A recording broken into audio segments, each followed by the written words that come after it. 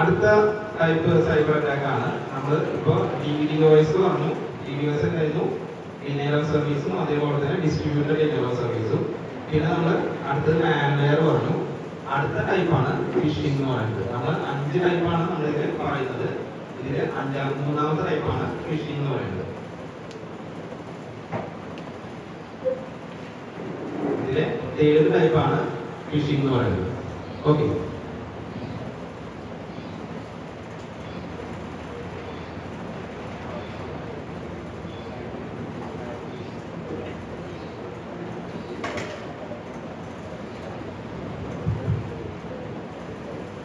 Phishing attack എന്ന് വെച്ച് കഴിഞ്ഞാൽ നമുക്ക് മെയിലുകൾ മെസ്സേജുകളൊക്കെ കാണാറില്ലേ? നിങ്ങൾക്ക് ഇത്ര രൂപ ലോട്ടറി അടിച്ചു, ഈ ലിങ്കിൽ ക്ലിക്ക് ചെയ്തിട്ട് ഇത് ക്ലെയിം ചെയ്യാൻ പറ്റുമെന്നൊക്കെ പറഞ്ഞാൽ അങ്ങനത്തെ മെയിലുകൾ മെസ്സേജുകളൊക്കെ കാണാറില്ലേ? കാണാത്ത ആൾക്കാരുണ്ടാവും അല്ലേ? അങ്ങനത്തെ അറ്റാക്കുകളാണ് നമ്മൾ ഫിഷിംഗ് അറ്റാക്സ് എന്ന് പറയുക. അതായത് നമുക്ക് ഒരു ലിങ്ക് തന്നിട്ട്, അത് ഒറിജിനൽ സൈറ്റ് ആവില്ല, അത് ഒരു ഡ്യൂപ്ലിക്കേറ്റ് സൈറ്റ് ആയിരിക്കും. നമുക്ക് ഒരു ലിങ്ക് തന്നിട്ട് ആ ലിങ്കിൽ ക്ലിക്ക് ചെയ്യാനായിട്ട് നമ്മളെടുത്ത് പറയും.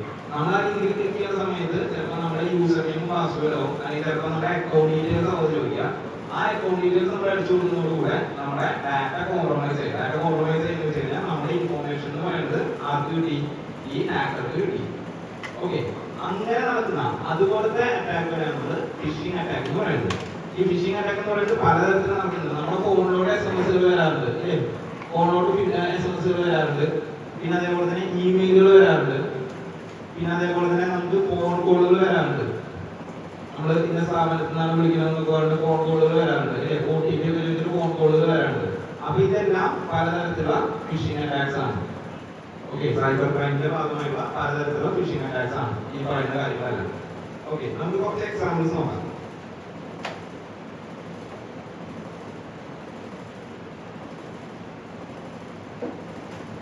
ഇതാണ് നമ്മുടെ എന്താ പറയാ ഫിഷിംഗിന്റെ ഒരു പ്രൊസീജിയർ എന്ന് പറയുന്നത്.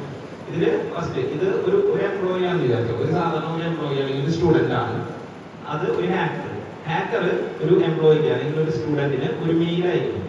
Hacker sends an email to the victim. അതായത് ഈ ടാർഗറ്റ് ചെയ്തുള്ള ആൾക്ക് ഒരു മെയിൽ സെൻഡ് ചെയ്യും. ഈ മെയിലിന്റെ ഉള്ളിൽ എന്തെങ്കിലും ഒരു ഇൻഫോർമേഷൻ ഉണ്ടായിരിക്കും. എന്നിട്ട് ഒരു വെബ്സൈറ്റിൽ URL കൊടുത്തിട്ടുണ്ടായിരിക്കും, ഒരു വെബ്സൈറ്റിന്റെ ലിങ്ക് കൊടുത്തിട്ടുണ്ടായിരിക്കും. ഓക്കെ, ഈ വെബ്സൈറ്റിൽ ക്ലിക്ക് ചെയ്യുന്ന സമയത്ത് നമ്മൾ പോകുന്നത് റിയൽ വെബ്സൈറ്റിലോട്ട് ആവില്ല, ഫിഷിംഗ് വെബ്സൈറ്റിലോട്ട് ആയിരിക്കും.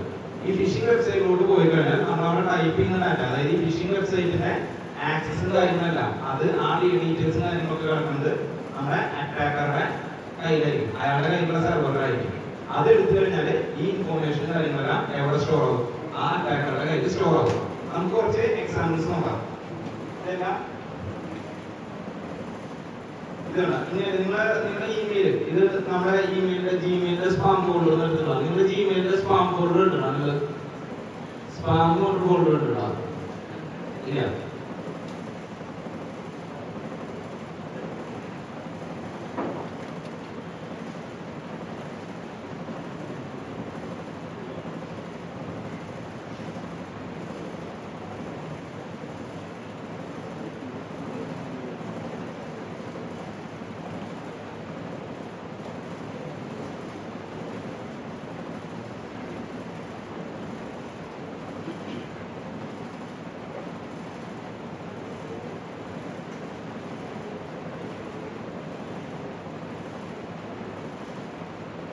ഇവിടെ കാണുന്നില്ലേ സ്പാം?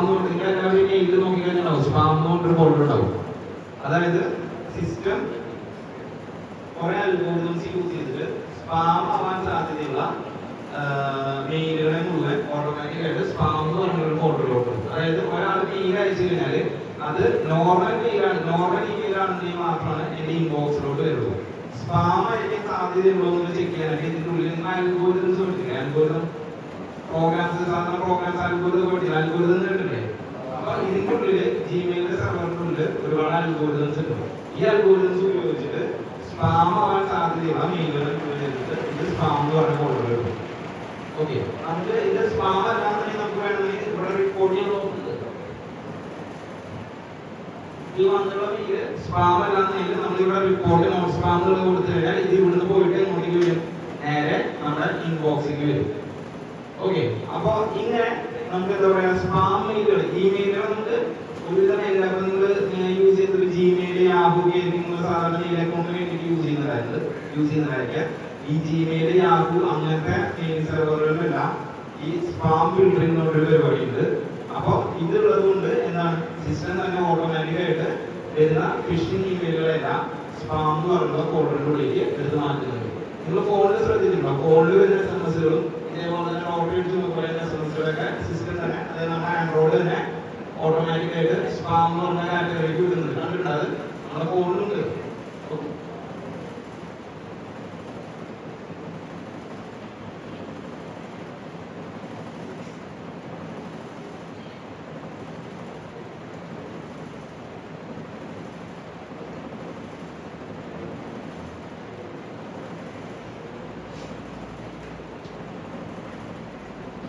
ഇതെല്ലാം ഇങ്ങനെ വരുന്ന നമുക്ക് വരുന്ന ഈ സ്പാം മെയിലുകൾക്ക് കുറച്ച് എക്സാമ്പിൾസ് ആണ്.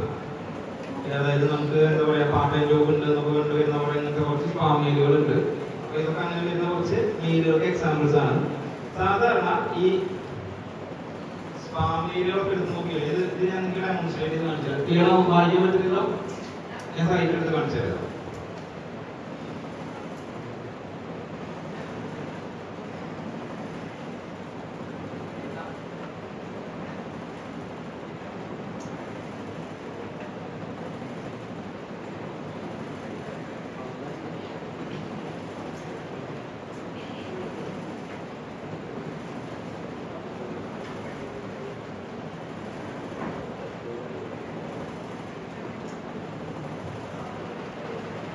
നമുക്ക് ഇങ്ങനത്തെ മെയിലുകൾ ഞാൻ നേരത്തെ മെയിലുകൾ കുറച്ച് നിങ്ങൾക്ക് കാണിച്ചു തന്നില്ലേ?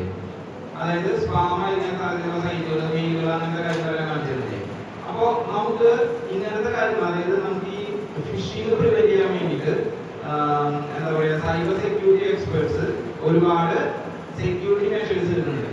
അതിൽ വന്നിട്ടുള്ള ഒരെണ്ണമാണ് നമ്മുടെ കാറ്റഗറൈസേഷൻ എന്ന് പറയുന്നത്, സ്പാം കാറ്റഗറൈസേഷൻ എന്ന് പറയുന്നത്. അതായത് നമുക്ക് ഒരു ഇമെയിലിനെ സിസ്റ്റം തന്നെ, അതായത് ജിമെയിൽ തന്നെ, അല്ലെങ്കിൽ ജിമെയിലിന്റെ സെർവർ തന്നെ ഓട്ടോമാറ്റിക്കായിട്ട് അതിൽ വരുന്ന കുറച്ച് അൽഗോരിതംസും കാര്യങ്ങളും യൂസ് ചെയ്തിട്ട് സ്പാം എന്ന് പറഞ്ഞ ഫോൾഡറിലോടും, അല്ലെങ്കിൽ അത് സേവ് ആണെന്നെങ്കിൽ ഇൻബോക്സ് എന്ന് പറഞ്ഞ ഫോൾഡറിലോടും മാറ്റുന്നുണ്ട്. അതുപോലെ തന്നെ നമുക്ക് ഇതിലുള്ള വേറൊരു ഓപ്ഷനാണ് റിപ്പോർട്ട് ചെയ്യാനായിട്ട് വരും. അതായത് ഇപ്പൊ നമുക്ക് ഏതെങ്കിലും ഒരു സൈറ്റ് സ്പാം ആണോ എന്നുള്ളത് ചെക്ക് ചെയ്യണമെന്ന് വിചാരിക്കും. നമുക്ക് ഏതെങ്കിലും ഒരു സൈറ്റ് എടുത്തിട്ട് അത് സ്പാം ആണോ എന്നുള്ളത് ചെക്ക് ചെയ്യണം. അപ്പൊ ഇപ്പൊ നമുക്കറിയാം, ഒരു സൈബർ അറ്റാക്ക് എന്ന് പറയുന്നത് നമ്മളൊരാൾക്ക് മാത്രം ഉണ്ടാവുന്നതായിരിക്കില്ല. ഒരുപാട് പേർക്ക് ലോക്കലിലുള്ള ഒരുപാട് പേർക്ക് ഈ സെയിം അറ്റാക്കുകൾ ഉണ്ടായിട്ടുണ്ടാവും. അപ്പൊ നമുക്കൊരു URL കിട്ടിക്കഴിഞ്ഞാൽ ആ URL എന്ന് പറയുന്നത് നമുക്ക് എന്ത് ചെയ്യാൻ പറ്റും, നമുക്ക് റിപ്പോർട്ട് ചെയ്യാൻ പറ്റും. റിപ്പോർട്ട് ചെയ്യാന്ന് വെച്ച് കഴിഞ്ഞാൽ, അങ്ങനെ റിപ്പോർട്ട് ചെയ്ത് കഴിഞ്ഞാൽ മറ്റുള്ളവർക്ക് അവയർനെസ് കിട്ടും. അതായത് ഈ സ്ഥലത്ത്, ഇപ്പൊ ഇന്ത്യയിൽ ഇന്ന സ്ഥലത്ത് ഇങ്ങനെ ഒരു സൈബർ അറ്റാക്ക് ഉണ്ടായിട്ടുണ്ടെങ്കിൽ നമുക്ക് റിപ്പോർട്ട് ചെയ്യാൻ പറ്റും. അങ്ങനെ റിപ്പോർട്ട് ചെയ്ത് കഴിഞ്ഞാൽ മറ്റുള്ളവർക്ക് ഇങ്ങനെ ഒരു ലിങ്ക് വന്നു കഴിഞ്ഞാൽ അത് എടുക്കാതിരിക്കാനായിട്ട് നമുക്ക് പറ്റും. ഓക്കെ, നമ്മളിപ്പോ പറഞ്ഞുകൊണ്ടിരിക്കുന്നത് എന്തായിരുന്നു, ഫിഷിങ്ങിനെ കുറിച്ചുള്ള പറഞ്ഞുകൊണ്ടിരിക്കുന്നത്. ഫിഷിംഗ് എന്ന് പറയുന്നത് എന്താണ്, നമുക്ക് ഫേക്ക് ലിങ്കുകൾ അയച്ച് ആ ലിങ്കുകൾ നമ്മൾ ക്ലിക്ക് ചെയ്യുന്ന സമയത്ത് നമ്മുടെ ഇൻഫോർമേഷൻ അവർ കളക്ട് ചെയ്യുന്ന ഒരു അറ്റാക്ക് കളക്ട് ചെയ്യുന്നതിനാണ് നമ്മൾ എന്തെന്ന് പറയുന്നത്, ഫിഷിംഗ് അറ്റാക്ക് എന്ന് പറയുന്നത്. അപ്പൊ നമുക്ക് ഫിഷിംഗ് ഇമെയിലുകൾ വരാറുണ്ട്. ഈ ഇമെയിലൊക്കെ നമുക്ക് ഒരു URL ഉണ്ടായിരിക്കും, അതായത് ഒരു വെബ്സൈറ്റിൽ ലിങ്ക് ഉണ്ടായിരിക്കും. ആ വെബ്സൈറ്റ് നമ്മൾ ക്ലിക്ക് ചെയ്യുന്ന സമയത്താണ് എന്തുണ്ടാവുന്നത്, അവിടെ നമ്മൾ ഡാറ്റ അടിച്ചു കൊടുക്കുന്ന സമയത്താണ് എന്തുണ്ടാവുന്നത്, നമ്മുടെ ഡാറ്റ ഒരു അറ്റാക്കർക്ക്, ഒരു ഹാക്കർക്ക് കിട്ടുന്നത്. ഓക്കെ, അപ്പൊ ഇങ്ങനത്തെ ലിങ്കുകളെ നമ്മൾ ഫിഷിംഗ് വെബ്സൈറ്റുകൾ എന്നാണ് പറയുക, അല്ലെങ്കിൽ ഫിഷിംഗ് URLs എന്നാണ് പറയുക. ഈ ഫിഷിംഗ് വെബ്സൈറ്റുകൾ നമുക്ക് വേണമെങ്കിൽ റിപ്പോർട്ട് ചെയ്യാൻ പറ്റും. അതായത് എനിക്ക് ഒരു സൈബർ അറ്റാക്ക് ഉണ്ടായി, എന്റെ ഒരു ഫിഷിംഗ് അറ്റാക്ക് ഉണ്ടായി, ഉണ്ടായി കഴിഞ്ഞാൽ ഞാൻ ഒരു കോമൺ കണ്ടൻസിന് വേണ്ടി, അതായത് ഒരു പൊതു നന്മയ്ക്ക് വേണ്ടിയിട്ട് മറ്റുള്ളവർക്ക് ഇൻഫോർമേഷൻ കൊടുക്കാൻ പറ്റും. എന്റെ നേരെ ഇങ്ങനൊരു ഫിഷിംഗ് അറ്റാക്ക് ഉണ്ടായി, അപ്പൊ ഇങ്ങനെ ഒരു മെയിൽ വന്നു കഴിഞ്ഞാൽ നിങ്ങൾ ആരും അത് ആക്സസ് ചെയ്യരുത് എന്ന് പറഞ്ഞിട്ട് കൊടുക്കാൻ പറ്റും. ക്ലിയറായോ? അതായത് ഞാൻ മറ്റുള്ളവരെ അറിയിക്കുകയാണ്, എന്റെ ഇത് ഹാക്ക് ചെയ്തു, ഈ ലിങ്ക് ക്ലിക്ക് ചെയ്ത് കഴിഞ്ഞപ്പോൾ എന്റെ ഡാറ്റ ഹാക്ക് ചെയ്തു എന്ന് പറഞ്ഞിട്ട് ഞാൻ ഫേസ്ബുക്കിൽ ഒരു പോസ്റ്റ് ഇട്ടു. ഓക്കെ, ഇൻസ്റ്റാഗ്രാമിൽ ഒരു പോസ്റ്റ് ഇട്ട് കഴിഞ്ഞാൽ എന്താണ്, എന്റെ ഫോളോവേഴ്സിന് മാത്രമാണ് അത് കാണാനായിട്ട് പറ്റുള്ളൂ. ഫേസ്ബുക്കിൽ ഇട്ട് കഴിഞ്ഞാൽ എന്റെ ഫ്രണ്ട്സിന് മാത്രമാണ് അത് കാണാനായിട്ട് പറ്റുള്ളൂ. അപ്പൊ അവര് ഇങ്ങനൊരു ലിങ്ക് വന്നു കഴിഞ്ഞാൽ ഇവര് ക്ലിക്ക് ചെയ്യാതിരിക്കും. ഓക്കെ, അല്ലെങ്കിൽ ഞാൻ വാട്സപ്പിൽ സ്റ്റാറ്റസ് ഇട്ടു, ഈ കാണുന്ന ലിങ്ക് ആരും ക്ലിക്ക് ചെയ്യരുത്. അപ്പൊ അങ്ങനെയാണ് എന്റെ കോൺടാക്ട് ആൾക്കാർക്ക് മാത്രമാണ് എന്താ പറയാൻ പറ്റുള്ളൂ, ഇത് ഇങ്ങനെ അറ്റാക്ക് ഉണ്ടെന്ന് അറിയാൻ പറ്റുമോ? പുറമെയുള്ള ആൾക്കാർക്ക് അറിയാൻ പറ്റില്ല.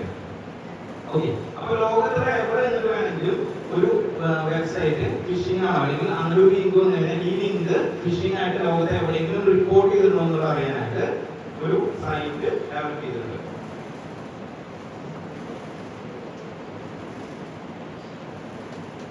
ഫിഷിംഗ് അതായത് മീൻ പിടിച്ചു കഴിഞ്ഞാൽ മീനൊക്കെ നമ്മൾ എവിടെ കൊണ്ടുവരിക? ഫിഷ് ടാങ്കിലാണ് കൊണ്ടുവരിക അല്ലെ? അപ്പൊ ഇതിന് ഫിഷിംഗ് എന്ന് വെച്ചാൽ നമ്മളൊരു ഏനെ പിടിക്കണം, ഒരു വിക്ടിമിനെ പിടിക്കുകയാണ് നമ്മൾ. അതിൽ നിന്നാണ് നമ്മൾ എന്താ പറയുക ഫിഷിംഗ് എന്നുള്ള പേര്. സ്പിന്നിങ് മാത്രമേ വ്യത്യാസമുള്ളൂ. അപ്പൊ നമ്മള് ഫിഷിംഗ് തരുന്ന അതിനെ ഫിഷ് ടാങ്ക് വരും. അതേപോലെ തന്നെ ഇവിടെ നമ്മൾ ഇത് ഫിഷ് ടാങ്ക് എന്നാണ് ഈ സൈറ്റിൽ വരും. PHIS ഫിഷ് ടാങ്ക് കണ്ടോ? അത് നോക്കിയിട്ടാ നമുക്ക് ഞാനിത് കാണിച്ചാൽ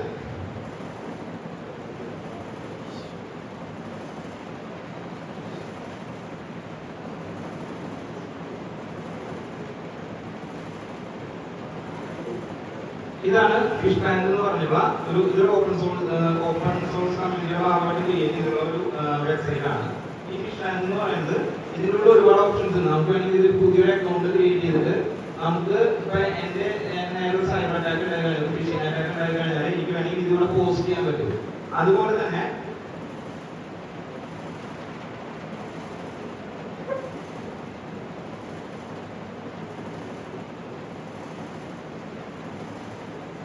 ബാക്ക്ഗ്രൗണ്ട് വായിക്കാൻ പറ്റുന്നുണ്ടോ? ഓക്കെ, ബാക്ക്ഗ്രൗണ്ട് വായിക്കാൻ പറ്റുന്നുണ്ട്. ഓക്കെ, അപ്പൊ ഇത് ലോകത്തുള്ള പല ഭാഗത്തു നിന്ന് റിപ്പോർട്ട് ചെയ്തിട്ടുള്ള ഫിഷിംഗ് അറ്റാക്കുകളാണ്. ഓക്കെ, ഇതിന് നിങ്ങൾക്ക് ഒരു URL ആണ്. URL എന്ന് പറഞ്ഞാൽ അറിയാമോ? നമ്മുടെ വെബ്സൈറ്റിന്റെ ലിങ്ക്. അതായത് ഇതിൽ ഇൻഔട്ട്ഡോർ ടെക്നോളജി എന്ന് പറയുന്ന അത് ഒരു ഫിഷിംഗ് അറ്റാക്ക് ആണ്. ഇത് നേരെ എവിടെ ഇരിക്കുന്ന ഒരാൾക്ക് നേരെ ഒരു സൈബർ അറ്റാക്ക് ഉണ്ടായി കഴിഞ്ഞപ്പോ അയാൾ ഇവിടെ റിപ്പോർട്ട് ചെയ്തു. ഇവിടെ സബ്മിറ്റഡ് ബൈ എന്നുള്ളത് കണ്ടില്ലേ? DMS കൊണ്ടിരിക്കുന്നത്. ഈ DMS ആ റിപ്പോർട്ട് ചെയ്തിട്ടുള്ള യൂസറുടെ പേര്. ഇത് ശരിക്കും ഒറിജിനൽ പേരൊന്നും ഇല്ല. അപ്പൊ നമുക്കാണെങ്കിലും പിന്നെ ഒരു ഫിഷിംഗ് അറ്റാക്ക് ഉണ്ടായി നമ്മൾ ഒറിജിനൽ നെയിം വെച്ചിടാനായിട്ട് നമുക്ക് നാണക്കേടാണല്ലേ? പരിചയം കണ്ടില്ല, അവൻ കമ്പ്യൂട്ടർ സയൻസ് പഠിച്ചുകൊണ്ടിരിക്കുക, എന്നിട്ട് അവരുടെ ഡാറ്റ വരെ പോയി, അങ്ങനെയല്ലേ പറയാം. അപ്പൊ അതുകൊണ്ട് ഇത് അതായത് നമുക്ക് അനോണിമസ് ആയിട്ട് റിപ്പോർട്ട് ചെയ്യാൻ പറ്റും. നമുക്ക് ഇഷ്ടപ്രകാരം പേര് കൊടുത്തിട്ട്. അപ്പൊ ഇതിന്റെ DMS എന്ന് പറയുന്ന ഒരു യൂസർ റിപ്പോർട്ട് ചെയ്തതാണ്. ഈ ഇൻഔട്ട്ഡോർ ടെക്നോളജി എന്ന് പറയുന്നത് ഒരു ഫിഷിംഗ് വെബ്സൈറ്റ് ആണെന്നുള്ളത് ഇതിൽ റിപ്പോർട്ട് ചെയ്തതാണ്. അപ്പൊ നമുക്കും ഇതേപോലെ തന്നെ ഫിഷിംഗ് അറ്റാക്കുകൾ ഉണ്ടായി കഴിഞ്ഞാൽ ഈ ഫിഷ് ടാങ്ക് എന്ന് പറയുന്ന സൈറ്റിൽ കയറിയിട്ട് റിപ്പോർട്ട് ചെയ്യാനായിട്ട് പറ്റും. അങ്ങനെ റിപ്പോർട്ട് ചെയ്ത് കഴിഞ്ഞാൽ എന്താ ഗുണം? മറ്റുള്ള ആൾക്കാർക്ക് ഒരു അവയർനെസ് കിട്ടും. അവർക്ക് ഇതിൽ കയറി കഴിഞ്ഞ് ചെക്ക് ചെയ്യാനായിട്ട് പറ്റും. ഫിഷിംഗ് അറ്റാക്ക് ആണോ എന്നുള്ളത് നമുക്ക് അവർക്ക് ഇതിൽ കയറി കഴിഞ്ഞാൽ ചെക്ക് ചെയ്യാനായിട്ട് പറ്റും. ഓക്കെ, അപ്പൊ ഇതില് ഈ കാർഡ് കാണുന്നതെല്ലാം ലോകത്തിലെ പല ഭാഗത്തു നിന്ന് റിപ്പോർട്ട് ചെയ്തിട്ടുള്ള ഫിഷിംഗ് അറ്റാക്കുകളാണ്, ഫിഷിംഗ് വെബ്സൈറ്റുകളാണ്. ഇതിന്റെ കൗണ്ട് ഉണ്ടാകും.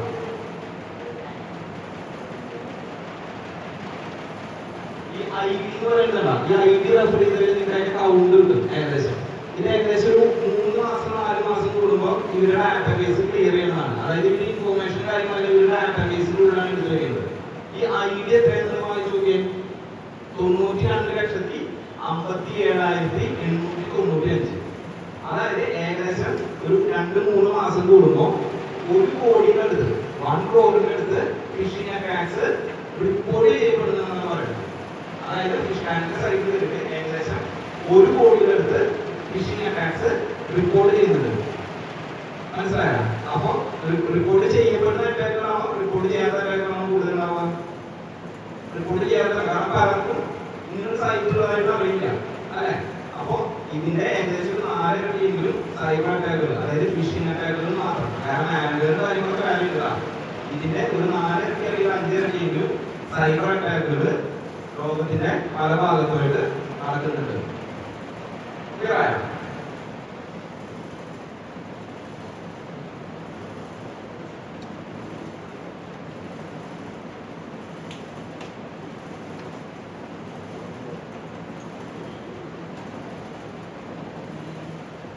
ഇനി നമുക്കൊരു മെയിൽ വന്നു, നമുക്ക് ഇങ്ങനെ ഓർഡർ അടിച്ചു പറയുന്നത് നമുക്കൊരു മെയിൽ വന്നു.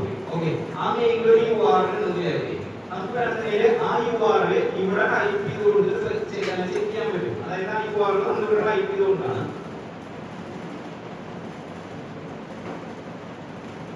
ഫിഷ് എന്ന് പറഞ്ഞൊരു ബട്ടൺ ക്ലിക്ക് ചെയ്ത് കഴിഞ്ഞാൽ ഈ ഒരു URL, അതായത് ഈ ഒരു വെബ്സൈറ്റ് എന്ന് പറയുന്നത് വേറെ എവിടെയെങ്കിലും ഒരു ഫിഷിംഗ് അറ്റാക്ക് ആയിട്ട് ആരെങ്കിലും റിപ്പോർട്ട് ചെയ്തിട്ടുള്ളത് നമുക്ക് അറിയാനായിട്ട് പറ്റും.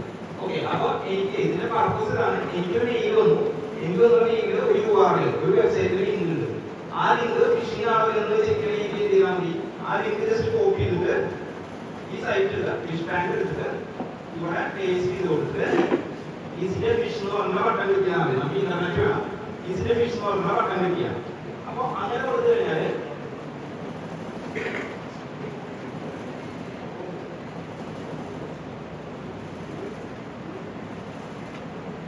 നത്തിങ് നോൺ അബൌട്ട് നമ്മൾ കൊടുക്കുന്ന സൈറ്റിന്റെ പേരാണ്. അതായത് നത്തിങ് നോൺ അബൌട്ട് നമ്മൾ കൊടുത്ത സൈറ്റിൽ നിന്ന് കൊണ്ട് കാണിക്കുകയാണെങ്കിൽ അതിന്റെ അർത്ഥം എന്താ, ഈ സൈറ്റിനെ കുറിച്ചുള്ള, ഈ സൈറ്റ് ഫിഷിംഗ് ആണെന്നതിനെ കുറിച്ചുള്ള ഒരു തെളിവും ഇവിടെ കയ്യിലില്ല.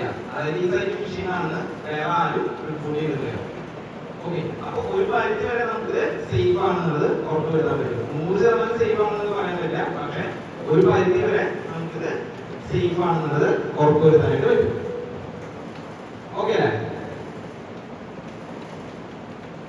ഇത് നമുക്ക് പുതിയ സൈറ്റുകൾ നമുക്ക് റിപ്പോർട്ട് ചെയ്യാൻ പറ്റുള്ളൂ. ഇവിടെ രജിസ്റ്റർ ചെയ്യാൻ ഓപ്ഷൻ ഉണ്ട്. നമ്മളിതില് രജിസ്റ്റർ ചെയ്യാത്തതിന്റെ ലിമിറ്റ് ആയതുകൊണ്ടാണ് നമുക്ക് രജിസ്റ്റർ ചെയ്യാൻ പറ്റും.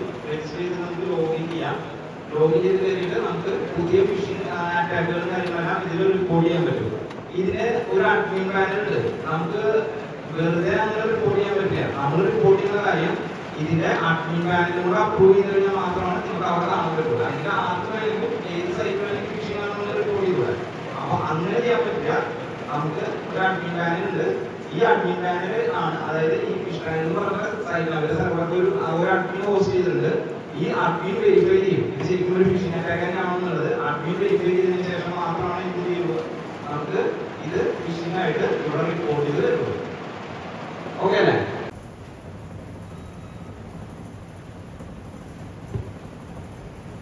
വെനാക്രൈന്നുണ്ട്, ഇത് കേട്ടിട്ടുണ്ടോ?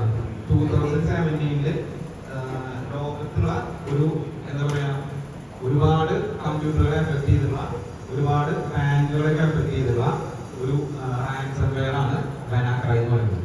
റാൻസം എന്ന് പറയുന്ന കൺസെപ്റ്റ് എന്താണെന്ന് ക്ലിയർ ആയില്ല. റാൻസം മണി, അതായത് നമ്മള് സിനിമയിലൊക്കെ കൊണ്ട് പറയാറില്ല, തട്ടിക്കൊണ്ടുപോയിട്ട് അവരെ വിട്ട് കിട്ടണമെന്നുണ്ടെങ്കിൽ ഇത്ര രൂപ അവർക്ക് കൊടുക്കണം. സിനിമയിലൊക്കെ കണ്ടില്ലേ? അത് തന്നെയാണ് ഇവിടെയും പരിപാടി. ഇവര് തട്ടിക്കൊണ്ടു പോകുന്നതിന് പകരം, ഒരാളെ തട്ടിക്കൊണ്ടു പോകുന്നതിന് പകരം എന്താണ്, നമ്മുടെ ഡാറ്റ എടുത്തിട്ട് ആ ഡാറ്റനെ ആർക്കും ആക്സസ് ചെയ്യാൻ പറ്റാത്ത പോലെ ലോക്ക് ചെയ്ത് വെക്കാം. അങ്ങനെ ലോക്ക് ചെയ്ത് വെച്ചിട്ട് ഈ ഡാറ്റനെ അൺലോക്ക് ചെയ്യണമെന്നുണ്ടെങ്കിൽ എന്താണ്, അവർ പറയുന്ന എമൗണ്ട് നമ്മൾ കൊടുക്കേണ്ടി വരും. ഓക്കെ, ഈ വെനാക്രൈ എന്ന് പറയുന്നത് 2017 ഇന്ത്യയിലുള്ള ഒരുപാട് ബാങ്കിങ് സെക്ടറിലെ നമുക്കറിയാം, ബാങ്കിൽ ഇപ്പൊ നിങ്ങൾ ബാങ്കിൽ ട്രാൻസാക്ഷൻസും കാര്യങ്ങളൊക്കെ ചെയ്യുന്നതാണ് അല്ലെ. അറ്റ്ലീസ്റ്റ് ഗൂഗിൾ പേയിലും എല്ലാവരും ഉണ്ട് അല്ലെ. അപ്പൊ നിങ്ങളൊന്ന് ആലോചിച്ച് നോക്കി, നിങ്ങളുടെ ഡാറ്റ ഇരിക്കുന്നത് എവിടെയായിരിക്കും? ബാങ്കിന്റെ സെർവറിലായിരിക്കും ഉണ്ടായിരിക്കുക. ഓക്കെ, ഈ ബാങ്കിന്റെ സെർവറിനെ ഒരു ഹാക്കർ ലോക്ക് ചെയ്ത് വെച്ച് കഴിഞ്ഞാൽ എന്ത് ചെയ്യും? നിങ്ങൾക്ക് എന്തെങ്കിലും ട്രാൻസാക്ഷൻസ് ചെയ്യാൻ പറ്റുമോ? ഇല്ല അല്ലെ. അപ്പൊ ഇതുപോലെ ബാങ്കിന്റെ സെർവറിനെ ലോക്ക് ചെയ്ത് നിങ്ങളുടെ ഡാറ്റ സ്റ്റീൽ ചെയ്യും. നിങ്ങളുടെ ഡാറ്റ സ്റ്റീൽ ചെയ്തിട്ട് ആ ഡാറ്റ തിരിച്ചു കിട്ടണമെന്നുണ്ടെങ്കിൽ ഇത്ര $, അല്ലെങ്കിൽ ബിറ്റ് കോയിൻ ഒക്കെ കിട്ടില്ല, നിങ്ങൾ കറൻസി ബിറ്റ് കോയിൻ, ഇത്ര ബിറ്റ് കോയിൻ നിങ്ങൾ അവർക്ക് ട്രാൻസ്ഫർ ചെയ്ത് കൊടുക്കണമെന്ന് പറയും. ഓക്കെ, അങ്ങനത്തെ എന്താ പറയാ അറ്റാക്ക്, അങ്ങനത്തെ മാൽവെയർ അറ്റാക്ക് വരെയാണ് നമ്മൾ റാൻസംവെയർ എന്ന് പറയുന്നത്. ഓക്കെ, ഇതിലോട്ട് നമുക്ക് വരാം.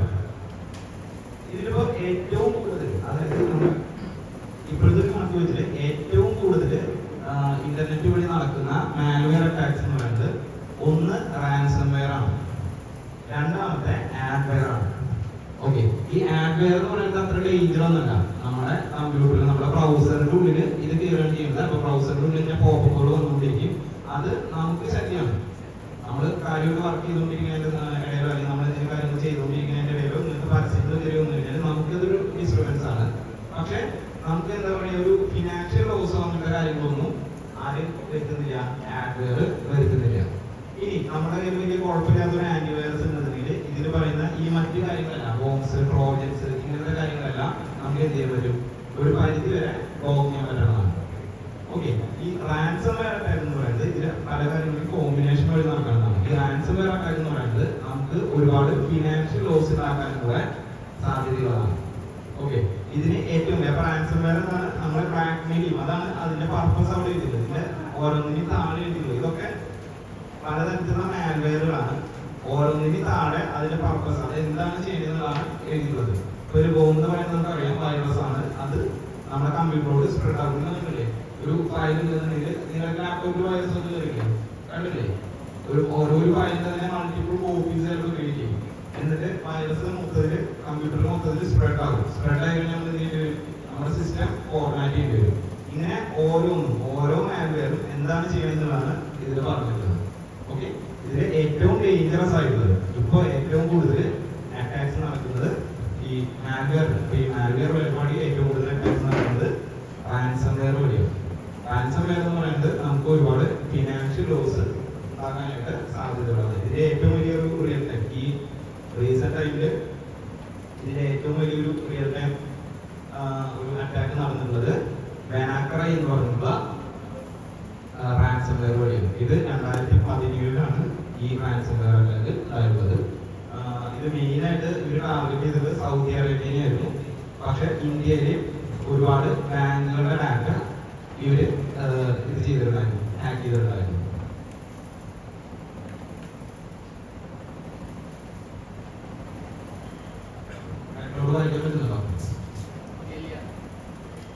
ഇത് ആ റാൻസംവെയർ എന്ന് പറഞ്ഞാൽ, അതായത് ഈ വാനാക്രൈ എന്ന് പറഞ്ഞുള്ള ആ ഒരു മാൽവെയർ ഇല്ലേ, വാനാക്രൈ എന്ന് പറഞ്ഞ മാൽവെയർ ഇൻഫെക്ട് ചെയ്തിട്ടുള്ള കമ്പ്യൂട്ടറിൽ, ഓക്കെ, വാനാക്രൈ എന്ന് പറഞ്ഞ മാൽവെയർ ഇൻഫെക്ട് ചെയ്തിട്ടുള്ള കമ്പ്യൂട്ടറിൽ വരുന്ന മെസ്സേജാണ് ഇത്. അതായത് ഒരു റാൻസംവെയർ കയറി കഴിഞ്ഞാൽ നമ്മുടെ സെർവറിൽ, ഇത് കമ്പ്യൂട്ടറിലല്ലേ കയറുന്നത്, സെർവറിലാണ് കയറുക.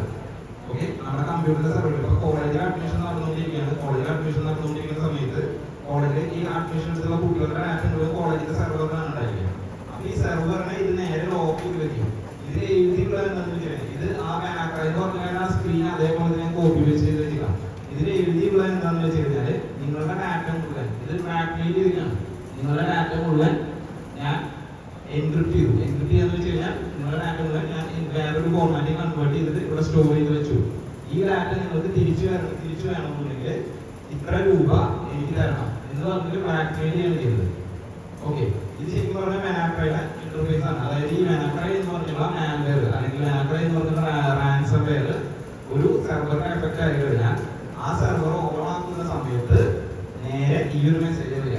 സിസ്റ്റത്തിൽ കിടക്കുന്ന ഒന്നും നമുക്ക് ആക്സസ് ചെയ്യാൻ പറ്റില്ല. അതായത് നമ്മുടെ സെർവറിൽ കിടക്കുന്ന ഒന്നും നമുക്ക് ആക്സസ് ചെയ്യാനായിട്ട് പറ്റില്ല. അപ്പോൾ എന്ത് ചെയ്യേണ്ടി വരും, ഇതിൽ പറയുന്ന എമൗണ്ട് നെഗോഷിയേറ്റ് ചെയ്യാൻ ഇതിൽ പറയുന്ന എമൗണ്ട് അവർക്ക് ബിറ്റ്കോയിനായിട്ട് ട്രാൻസ്ഫർ ചെയ്ത് കൊടുത്തതിന് ശേഷം മാത്രമാണ് നമ്മുടെ ഡാറ്റ കിട്ടുള്ളൂ. ചിലപ്പോൾ ഈ അറ്റാക്കർ ഡാറ്റ തിരിച്ചു തന്നില്ലെന്ന് വരും. ഇതിനൊന്നും ഒരു ഉറപ്പൊന്നുമില്ല. ഓക്കെ, അപ്പോൾ ഇതുപോലത്തെ അറ്റാക്സ് ഇപ്പോൾ ഒരുപാട്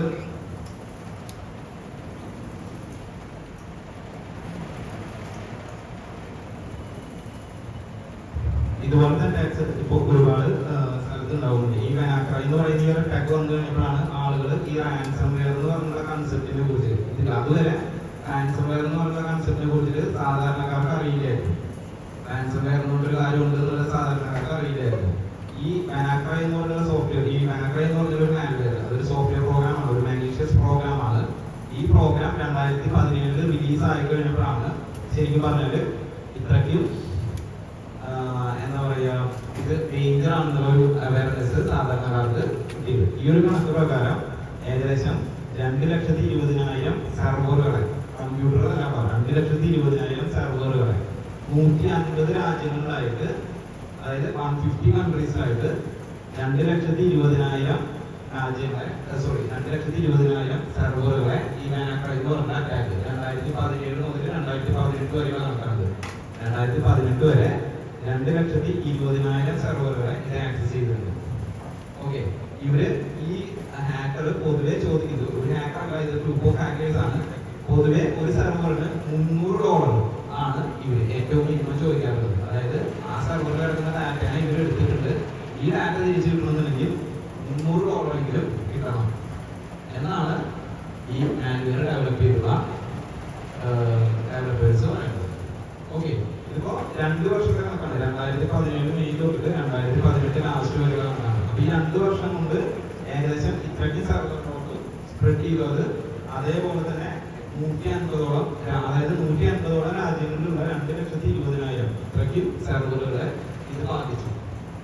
ഓക്കെ, അപ്പൊ ഇവർക്ക് എത്രത്തോളം എമൗണ്ട് കിട്ടിയിട്ടുണ്ടായിരിക്കും, ശരിയല്ലേ?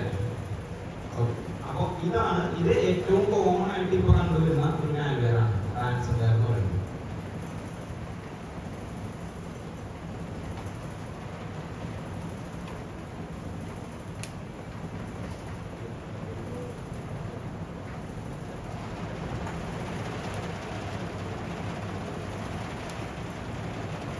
അപ്പൊ നമ്മള് മാൽവെയറിന്റെ ടൈപ്സ് ആണ് എക്സ്പ്ലെയിൻ ചെയ്തിട്ടുണ്ടായിരുന്നത്. പിന്നെ തിരിച്ചറിയാൻ പറ്റണ്ടേ എങ്ങനെയാണ് ഒരു മാൽവെയർ കയറിയുള്ള ഒരു സെർവറിലോട്ട് മാൽവെയർ കയറിയിട്ടുണ്ടോ എന്നുള്ളത് നമുക്ക് അറിയാൻ പറ്റണ്ടേ?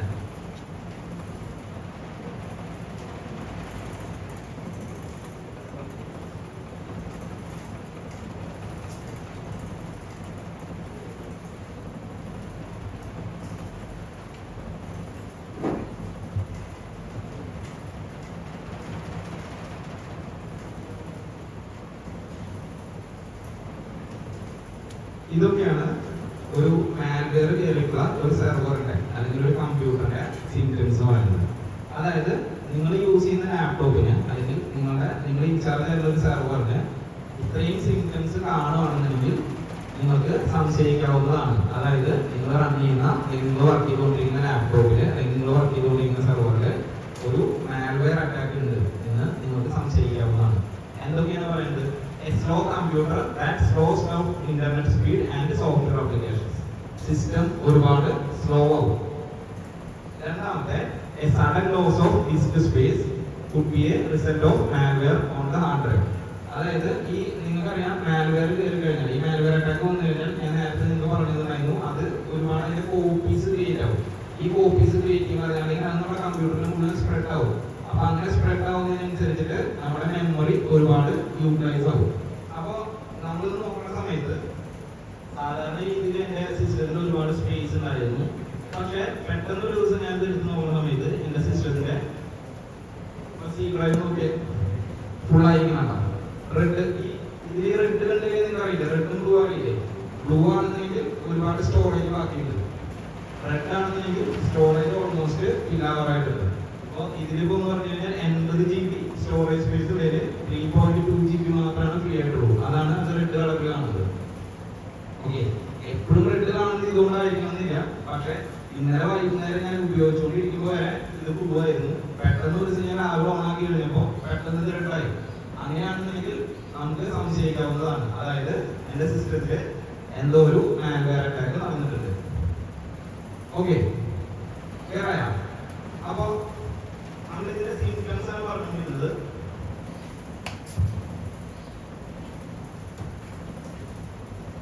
പിന്നെ അതുപോലെ തന്നെ എന്താ പറയാ, നമ്മുടെ ഡിവൈസ് അല്ലെങ്കിൽ മെഷീൻ ഒരുപാട് പ്രാവശ്യം ക്രാഷ് ആവുക. ഇപ്പോ വിൻഡോസ് ഒക്കെ ആണെന്നുണ്ടെങ്കിൽ ബ്ലൂ സ്ക്രീൻ എററുകളുണ്ടോ? നിങ്ങൾ ബ്ലൂ സ്ക്രീൻ എറർ നിങ്ങളുടെ സിസ്റ്റം വർക്ക് ചെയ്തുകൊണ്ടിരിക്കുന്ന സമയത്ത് സിസ്റ്റം ആക്റ്റീവ് റീസ്റ്റാർട്ട് ആവും. എന്നിട്ട് ബ്ലൂ സ്ക്രീൻ വന്നതിൽ സിസ്റ്റം കറക്റ്റ് ആയി please wait why we are updating your system എന്ന് പറഞ്ഞ് ഇങ്ങനെ കാണിച്ചിട്ട് ബ്ലൂ സ്ക്രീൻ, വിൻഡോസ് അപ്ഡേറ്റ് അല്ല പറയുന്നത്, ബ്ലൂ സ്ക്രീൻ എറർ ഉണ്ട്. നിങ്ങൾ ഇന്റർനെറ്റ് പോയിട്ട് ബ്ലൂ സ്ക്രീൻ എറർ നമ്മൾ അടിച്ചു നോക്കിയാൽ മതി.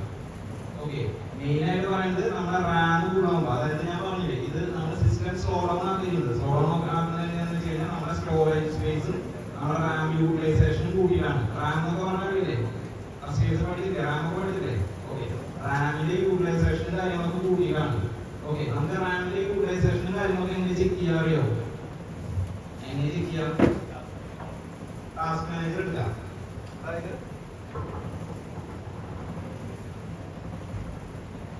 നമ്മള് സിസ്റ്റത്തിൽ പോയിട്ട് ഓൾട്ട് കൺട്രോൾ ഡിലീറ്റ് എടുത്തിട്ട് ഇതില് ടാസ്ക് മാനേജർ എടുത്ത് നോക്കിയാൽ മതി. ഇതിലുണ്ടോ എന്റെ CPU യൂസേജ് എന്ന് പറയുന്നത് ഇപ്പൊ 40% ആണ്. റാം മെമ്മറി യൂസേജ് എന്ന് പറയുന്നത് 79% ആണ്. ഓക്കെ, ഈ 79% എന്നുള്ളത് കൂടിയിട്ട് ഏകദേശം ഒരു 99-100 ഒക്കെ ആവുമ്പോഴാണ്, 99 എന്ന് വെച്ച് കഴിഞ്ഞാൽ മെമ്മറി അത്രയും യൂസ് ചെയ്യുന്നതാണ്. അങ്ങനെയൊക്കെ ആവുന്ന സമയത്താണ് ഞാൻ നേരത്തെ പറഞ്ഞ ബ്ലൂ സ്ക്രീൻ എറർ വരുന്നത്. ഓക്കെ, അതിങ്ങനെയാണ് സ്റ്റാർട്ട് ചെയ്തത്. Your computer ran into a problem, please wait we are fixing it എന്നൊക്കെ പറഞ്ഞാൽ ഒരു മെസ്സേജ് കാണിക്കാം. നിങ്ങൾ ഇന്റർനെറ്റ് എടുക്കുന്ന സമയത്ത് ബ്ലൂ സ്ക്രീൻ എറർ കൊണ്ട് നോക്കിക്കഴിഞ്ഞാൽ അത് കാണാൻ പറ്റും.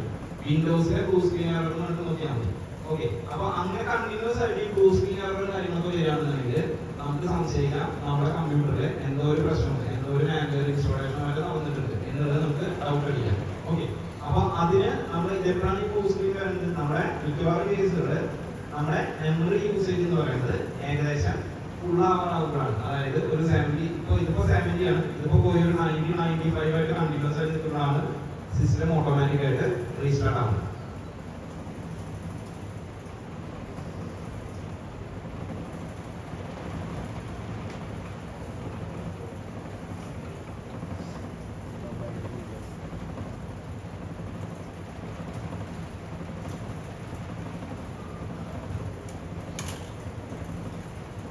അതുപോലെ തന്നെ നമുക്ക് എന്താ പറയാ, ഒരുപാട് പോപ്പുകൾ വന്നുകൊണ്ടിരിക്കുകയാണ്. ആഡ്വെയർ ആണ് അല്ലെ? ആഡ്വെയർ എന്ന് വെച്ച് കഴിഞ്ഞാൽ കണ്ടിന്യൂസ് ആയിട്ട് നമ്മുടെ സിസ്റ്റത്തിലൂടെ ആക്സസ് ചെയ്തുകൊണ്ടിരിക്കുക പോപ്പായിട്ട്. അപ്പോൾ നോർമൽ യൂസേജിന് വ്യത്യാസമായിട്ട് ഒരുപാട് ആഡുകൾ നമ്മുടെ സിസ്റ്റത്തിൽ വന്നുകൊണ്ടിരിക്കുകയാണ്, പോപ്പായിട്ട് വന്നുകൊണ്ടിരിക്കുകയാണെങ്കിൽ ഉറപ്പായിട്ടും അത് ഒരു മാൽവെയർ അറ്റാക്ക്, അത് ആഡ്വെയർ എന്ന് പറയുന്ന ഒരു മാൽവെയർ അറ്റാക്ക് നമ്മളുടെ വന്നിട്ടുണ്ട്. അതുപോലെ തന്നെ overworked system due to malware taking up valuable resources എന്ന് വെച്ച് കഴിഞ്ഞാൽ നേരത്തെ കാണിച്ചു തന്നെ നമ്മൾ റിസോഴ്സ് എന്ന് വെച്ച് കഴിഞ്ഞാൽ നമ്മുടെ റാമും കാര്യങ്ങളൊക്കെയാണ് നമ്മുടെ റിസോഴ്സ്. നമ്മുടെ മെമ്മറി സ്റ്റോറേജ് സ്പേസ് ഇതൊക്കെയാണ് നമ്മൾ റിസോഴ്സ് എന്ന് പറയുന്നത്. അപ്പോൾ ഇത് ചെക്ക് ചെയ്യാനായിട്ട് നമ്മൾ എന്ത് ചെയ്താൽ മതി? നമ്മുടെ ഓൾഡ് കൺട്രോൾ ഡിലീറ്റ് അടിച്ചിട്ട് ടാസ്ക് മാനേജർ എടുത്ത് നോക്കിയാൽ മതി. അതിൽ ഒരുപാട് മെമ്മറി യൂട്ടിലൈസ് ചെയ്ത് കണ്ടു കഴിഞ്ഞാൽ നമുക്ക് ഇത് മനസ്സിലാക്കാം ഒരു മാൽവെയർ അറ്റാക്ക്. അപ്പോൾ നമ്മൾ 3 തരത്തിലുള്ള അറ്റാക്കുകളെ കുറിച്ചിട്ടും ഓരോ അറ്റാക്കും എങ്ങനെ പ്രിവെന്റ് ചെയ്യണം എന്നുള്ളതും നമ്മൾ പറഞ്ഞു. മാക്സിമം ഡെമോൺസ്ട്രേറ്റ് ചെയ്യാൻ പറ്റുന്ന കാര്യങ്ങളെല്ലാം നമ്മൾ ഡെമോൺസ്ട്രേറ്റ് ചെയ്തു. അതായത് വെബ്സൈറ്റിന്റെ സെക്യൂരിറ്റി എങ്ങനെ ചെക്ക് ചെയ്യാന്നുള്ളത് നമ്മൾ നോക്കി. ഒരു ഫയലിനെ എങ്ങനെ നമ്മൾ ഒരു സ്കാൻ ചെയ്തിട്ട് ആ ഫയൽ സേഫ് ആണല്ലോ എന്ന് എങ്ങനെ നോക്കാന്നുള്ളത് നമ്മൾ പഠിച്ചു. URL-നെ നമ്മൾ വൈറസ് ടോട്ടൽ പോലത്തെ APIs യൂസ് ചെയ്തിട്ട് അതിന്റെ സേഫ്റ്റി ചെക്ക് ചെയ്യുന്നത് എങ്ങനെയാണെന്നുള്ളത് നമ്മൾ നോക്കി. ഇങ്ങനത്തെ ഒരുപാട് കാര്യങ്ങൾ നമ്മൾ ചെയ്തു. അതുപോലെ തന്നെ നമ്മളൊരു ഇമെയിൽ അക്കൗണ്ട് കൊടുത്തു കഴിഞ്ഞാൽ അത് എത്രത്തോളം സേഫ് ആണ്, എത്രത്തോളം ഡാറ്റ ബ്രീച്ച് വരുന്നുണ്ട്, അങ്ങനത്തെ കാര്യങ്ങളെല്ലാം ചെക്ക് ചെയ്യാനായിട്ട് നമ്മൾ പഠിച്ചു. ഓക്കെ, അപ്പോൾ നമ്മൾ ഈ സൈബർ ക്രൈമിലെ, അതായത് സൈബർ ക്രിമിനൽ ആക്ടിവിറ്റീസിലെ 3 കാര്യങ്ങൾ പറഞ്ഞു കഴിഞ്ഞു. DOS, മാൽവെയർ, ഫിഷിംഗ്, ഇങ്ങനെ 3 കാര്യങ്ങൾ നമ്മൾ പറഞ്ഞു കഴിഞ്ഞു.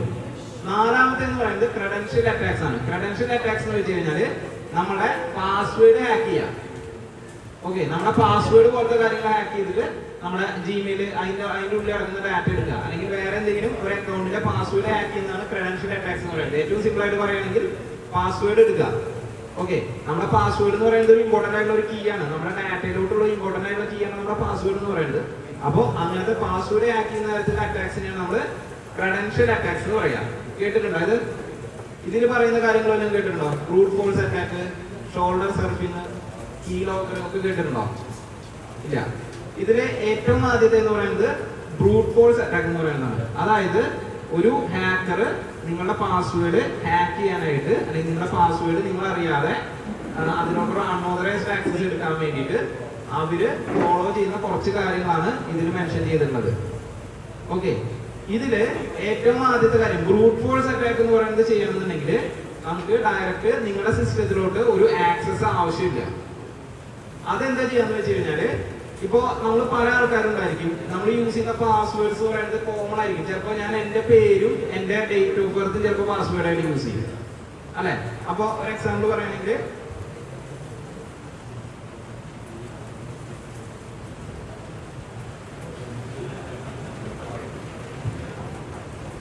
ഇതൊക്കെ ശരിക്ക് ഇന്റർനെറ്റിൽ യൂസ് ചെയ്യുന്ന കോമൺ ആയിട്ടുള്ള ആൾക്കാർ യൂസ് ചെയ്യുന്ന കുറെ കോമൺ പാസ്വേഡ് ആണ്. 1 തൊട്ട് 10 വരെ 1 2 3 4 5 ഇങ്ങനെ ഡ്രാഗൺ ഇങ്ങനെയൊക്കെ എന്ന് പറയുന്നത് കോമൺ ആയിട്ട് ആളുകൾ യൂസ് ചെയ്യുന്ന പാസ്വേഡ്സ് ആണ്. അതായത് കുറെ കോമൺ പാസ്വേഡ്സ് ആണ്. അപ്പൊ നമ്മൾ ഇങ്ങനത്തെ പാസ്വേഡ്സ് ഒക്കെ യൂസ് ചെയ്യുന്നുണ്ടെങ്കിൽ എന്ത് ചെയ്യാൻ പറ്റും? നമുക്ക് ബ്രൂട്ട് ഫോഴ്സ് അറ്റാക്ക് എന്ന് വെച്ച് കഴിഞ്ഞാൽ പല പല കോമ്പിനേഷൻസ് ട്രൈ ചെയ്യാം.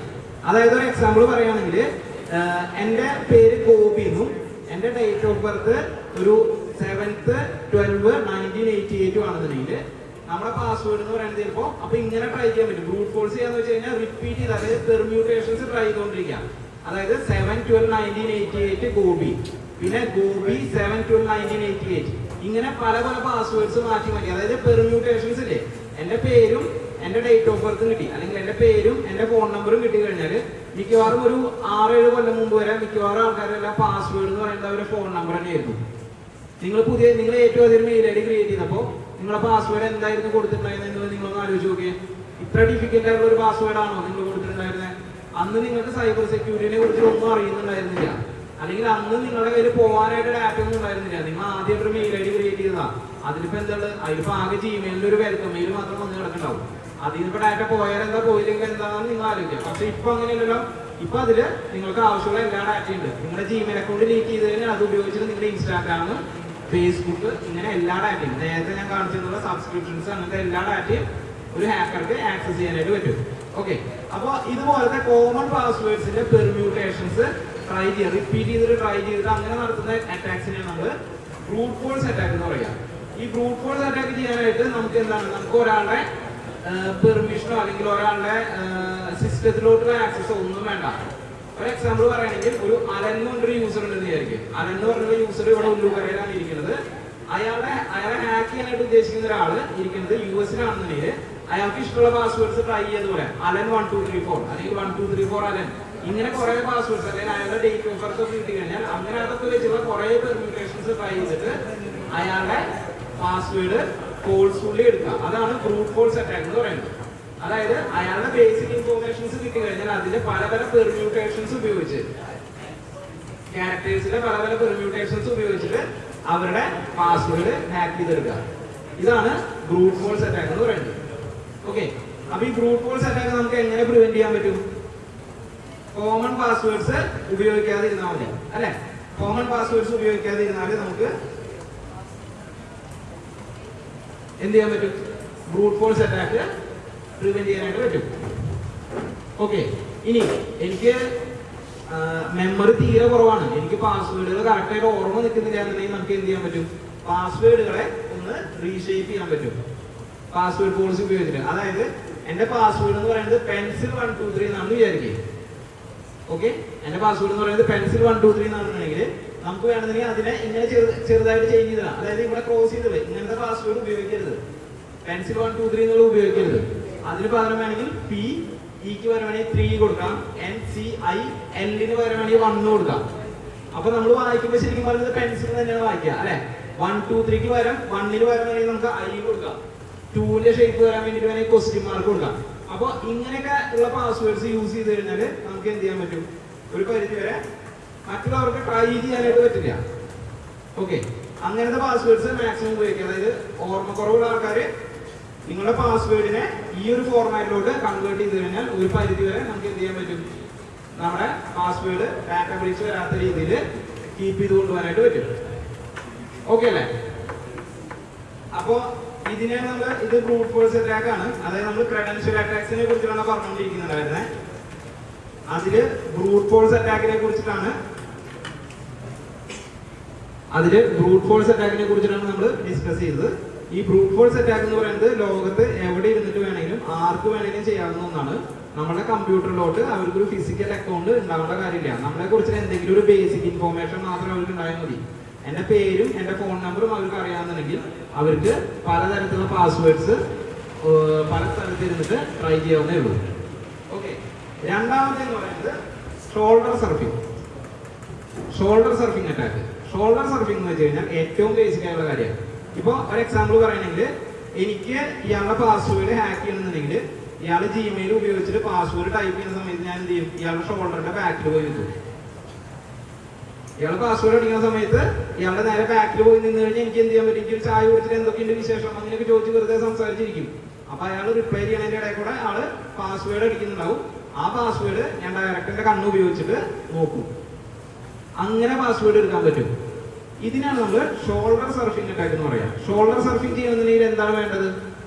എനിക്ക് അയാളുടെ കമ്പ്യൂട്ടറിലോട്ട് ഒരു ഡയറക്റ്റ് ആക്സസ് വേണം. അതായത് ഇയാൾ പാസ്വേഡ് ടൈപ്പ് ചെയ്യുകയാണെങ്കിൽ ഞാൻ അതിന്റെ തൊട്ട് ബാക്കിൽ നോക്കി നിൽക്കുന്നുണ്ട്. അങ്ങനെയാണെന്നുണ്ടെങ്കിൽ നമുക്ക് എന്ത് ചെയ്യാൻ പറ്റും? അതിലോട്ട് നമുക്ക് ആ പാസ്വേഡ് ഹാക്ക് ചെയ്തെടുക്കാനായിട്ട് പറ്റും, അല്ലെ? പക്ഷെ അങ്ങനെ 24 മണിക്കൂറും അങ്ങനെ ഒരാളെ എപ്പോഴാണ് പാസ്വേഡ് അടിക്കാന്ന് പറഞ്ഞിട്ട് നോക്കി നിൽക്കാൻ പറ്റുമോ നമുക്ക്? പിന്നെന്താ സൊല്യൂഷൻ ഉള്ളത്? നമുക്ക് വേണമെങ്കിൽ അയാൾ ഇരിക്കുന്നതിന്റെ മേലെ ഒരു ക്യാമറ വയ്ക്കാം. അപ്പോൾ പാസ്വേഡ് ടൈപ്പ് ചെയ്യുന്ന കാര്യങ്ങൾ നമുക്ക് കാണാൻ പറ്റും. പക്ഷെ ഇയാള് ഇന്ന് ഇവിടെ ഇരുന്ന് നാളെ അപ്പുറത്ത് ഇരുന്ന് നമുക്ക് എന്ത് ചെയ്യേണ്ടി വരും? ക്യാമറയും നമ്മൾ മാറ്റി വയ്ക്കേണ്ടി വരില്ലേ? ഇല്ലേ? അപ്പൊ ഈ ഷോൾഡർ സർഫിംഗ് എന്ന് പറയുന്നത് ശരിക്കും പറഞ്ഞാൽ ഇപ്പൊ അങ്ങനെ അധികം പ്രാക്ടിക്കലി പോസിബിൾ അല്ല. ഇപ്പൊ ആളുകൾ അതിന് പകരം, അതായത് ഇപ്പൊ അറ്റാക്കേഴ്സ് ഹാക്കേഴ്സ് അതിന് പകരം യൂസ് ചെയ്യുന്നത് കീലോഗേഴ്സ് ആണ്. കീലോഗർ എന്ന് വെച്ച് കഴിഞ്ഞാൽ നമ്മൾ കീബോർഡിൽ ടൈപ്പ് ചെയ്യുന്ന എല്ലാ കാര്യങ്ങളും ഓട്ടോമാറ്റിക് ആയിട്ട് അതിന്റെ മെമ്മറിയിൽ സ്റ്റോർ ചെയ്യും. അതിൻ്റെ ഉള്ളൊരു ഡാറ്റാബേസ് ഉണ്ടാവും. ഈ ഡാറ്റാബേസിന്റെ ഉള്ളിൽ സ്റ്റോർ ചെയ്യും. കീലോഗർ സോഫ്റ്റ്വെയർസ് ആണ് ഇപ്പൊ ഏറ്റവും കൂടുതൽ ഹാക്കേഴ്സ്, അതായത് നമ്മുടെ പാസ്വേഡ്സ് കാര്യങ്ങളെല്ലാം എടുക്കാൻ വേണ്ടിയിട്ട് യൂസ് ചെയ്യുന്നത്. ഓക്കെ, ഇതില് ഒരുപാട് കീലോഗേഴ്സ് അവൈലബിൾ ആണ്. നെറ്റിലൊക്കെ നോക്കി കഴിഞ്ഞാൽ ഒരുപാട് കീലോഗേഴ്സ് അവൈലബിൾ ആണ്. നമ്മുടെ സിസ്റ്റത്തിൽ ആന്റിവൈറസ് ഒക്കെ ഉള്ളതുകൊണ്ട് ഇത് ഇൻസ്റ്റാൾ ചെയ്യാനായിട്ട് സമ്മതിക്കില്ല, ബ്ലോക്ക് ചെയ്യും.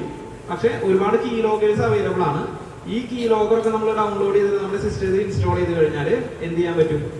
നമ്മൾ ഏതൊക്കെ കീസ് ആണ് പ്രസ് ചെയ്യുന്നത് അങ്ങനത്തെ കാര്യങ്ങളെല്ലാം സിസ്റ്റത്തിന് സ്റ്റോർ ചെയ്യാൻ പറ്റും. ഓക്കെ, ഇത് പല രീതിയിൽ ഉപയോഗിക്കുന്നുണ്ട്, പലതരത്തിൽ ഉപയോഗിക്കുന്നുണ്ട്. ഇത് മോശം രീതിയിൽ, അതായത് ഹാക്ക് ചെയ്യാൻ വേണ്ടി ഇത് യൂസ് ചെയ്യുന്നുണ്ട്. ഇതല്ലാതെ എത്തിക്കലായിട്ട് ഉപയോഗിക്കുന്ന ആൾക്കാരുണ്ട്.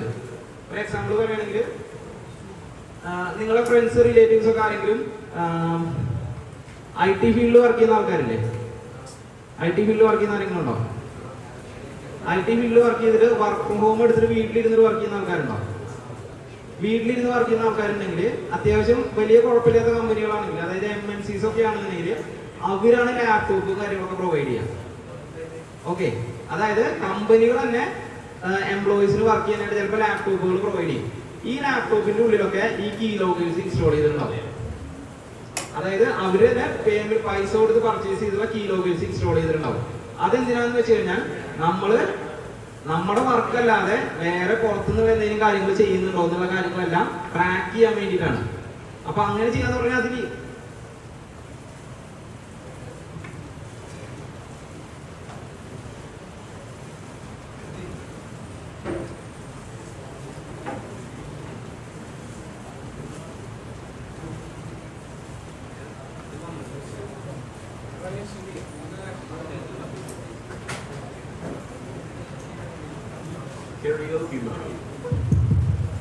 അപ്പൊ കീലോഗേഴ്സ് എന്ന് പറയുന്നത് ഈ പറഞ്ഞ പോലെ ഇങ്ങനെ യൂസ് ചെയ്യാറുണ്ട്, കമ്പനീസ് യൂസ് ചെയ്യാറുണ്ട്, MNCs അടക്കം കീലോഗേഴ്സ് യൂസ് ചെയ്യാറുണ്ട്.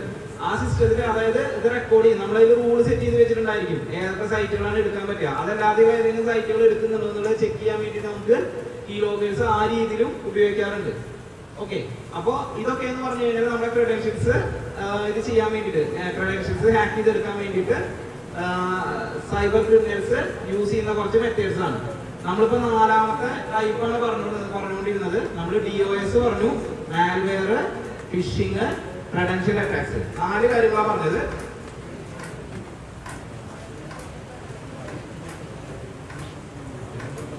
അഞ്ചാമത്തെ കാര്യം എന്ന് പറയുന്നത് വെബ്സൈറ്റ് ഹൈജാക്കിംഗ് ആണ്. ഇതൂടെ പറഞ്ഞിട്ട് നമുക്ക് വൈൻഡപ്പ് ചെയ്യാം. അഞ്ചാമത്തെ സൈബർ ക്രിമിനൽ ആക്ടിവിറ്റി എന്ന് പറയുന്നത് വെബ്സൈറ്റ് ഹൈജാക്കിംഗ് എന്ന് പറയുന്നതാണ്. വെബ്സൈറ്റ് ഹൈജാക്കിംഗ് എന്ന് വെച്ച് കഴിഞ്ഞാൽ ഒരു അറ്റാക്കർ ഉണ്ടായിരിക്കും. ഈ അറ്റാക്കർ ഇതിന് DNS സെർവർ എന്ന് പറയും. DNS സെർവർ എന്ന് വെച്ച് കഴിഞ്ഞാൽ ഓരോ വെബ്സൈറ്റിനും ഒരു ഡൊമൈൻ നെയിം ഉണ്ട്. ഈ DNS സെർവറിൽ പോയിട്ട് ഒറിജിനൽ വെബ്സൈറ്റിന്റെ പേര് മാറ്റി അവിടെ മാലീഷ്യസ് വെബ്സൈറ്റിലേക്കുള്ള ലിങ്ക് കൊടുക്കും. അപ്പോൾ എപ്പോഴൊക്കെ നമ്മൾ ഒരു ഇൻസ്റ്റാഗ്രാം ഹാക്ക് ചെയ്യാന്ന് വെച്ച് കഴിഞ്ഞാൽ അവിടെ ഈ DNS ഹാക്ക് ചെയ്തിട്ട്, DNS സെർവർ ഹാക്ക് ചെയ്തിട്ട് സെർവറിന്റെ ഉള്ളിൽ പോയിട്ട് ഇൻസ്റ്റാഗ്രാമിന്റെ IP മാറ്റി കൊടുക്കും. IP മാറ്റി കൊടുത്തു കഴിഞ്ഞാൽ നമ്മൾ ഇൻസ്റ്റാഗ്രാം ആക്സസ് ചെയ്യുന്ന സമയത്ത് അതിന് പകരം മാലീഷ്യസ് ആയിട്ടുള്ള വെബ്സൈറ്റ് ആവും ആക്സസ് ചെയ്യാൻ പറ്റുക. ഓക്കെ, ഇതൊക്കെ എന്ന് പറഞ്ഞാൽ അങ്ങനെ അധികം, അതായത് എളുപ്പമുള്ള പരിപാടിയല്ല, കുറച്ച് ബുദ്ധിമുട്ടാണ് ചെയ്യാനായിട്ട്. അതായത് സെർവറിലോട്ട് ആക്സസ് വേണം. ഇപ്പൊ എന്ന് പറഞ്ഞാൽ സെർവറൊക്കെ ഭയങ്കര അത്യാവശ്യം നല്ല സെക്യൂർ ആണ്. ക്ലൗഡ് സെർവറിലോട്ട് ആക്സസ് ചെയ്യാൻ മാത്രമാണ് നമുക്ക് വെബ്സൈറ്റ് ഹൈജാക്കിംഗ് കാര്യങ്ങളെല്ലാം ചെയ്യാൻ പറ്റുള്ളൂ. ഓക്കെ, അപ്പോ അതായത് ഒരു അത്യാവശ്യം പ്രൊഫഷണൽ ആയിട്ടുള്ള ഒരാൾക്ക് മാത്രമാണ് വെബ്സൈറ്റ് ഹൈജാക്കിംഗ് പോലത്തെ കാര്യങ്ങളെല്ലാം ചെയ്യാൻ പറ്റുള്ളൂ. ബാക്കിയൊക്കെ എന്ന് പറഞ്ഞാൽ ഇപ്പോൾ എല്ലാവരും ചെയ്തുകൊണ്ടിരിക്കുന്ന കാര്യങ്ങളാണ്. ഓക്കെ, ഇതാണ് വെബ്സൈറ്റ് ഹൈജാക്കിംഗ് എന്ന് പറയുന്നത്.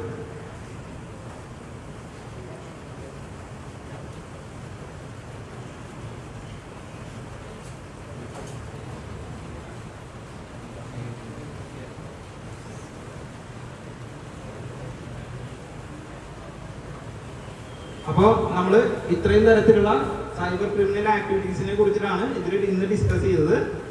ഈ ആക്ടിവിറ്റീസ് എല്ലാം എങ്ങനെ പ്രിവെന്റ് ചെയ്യാൻ പറ്റുന്നതിന്റെ ചെറിയൊരു അവയർനെസ് നിങ്ങൾക്ക് ഇപ്പോൾ തന്നിട്ടുണ്ട്. ഇപ്പോൾ ഈ പറഞ്ഞ കാര്യങ്ങളിൽ എന്തെങ്കിലും ഡൗട്ടുകൾ ഉണ്ടെന്നുണ്ടെങ്കിൽ നമുക്ക് അത് ഡിസ്കസ് ചെയ്യാം, ഇല്ലെങ്കിൽ നമുക്ക് ഇന്നത്തെ സെഷൻ വൈൻഡപ്പ് ചെയ്യാം. എന്തെങ്കിലും ഡൗട്ട് ഉണ്ടെങ്കിൽ ചോദിച്ചോളൂ കേട്ടോ. ഇത് ChatGPT എടുത്താണ്. നമുക്ക് ഈ വൈറസ് ലോഡറിന്റെ കോഡില്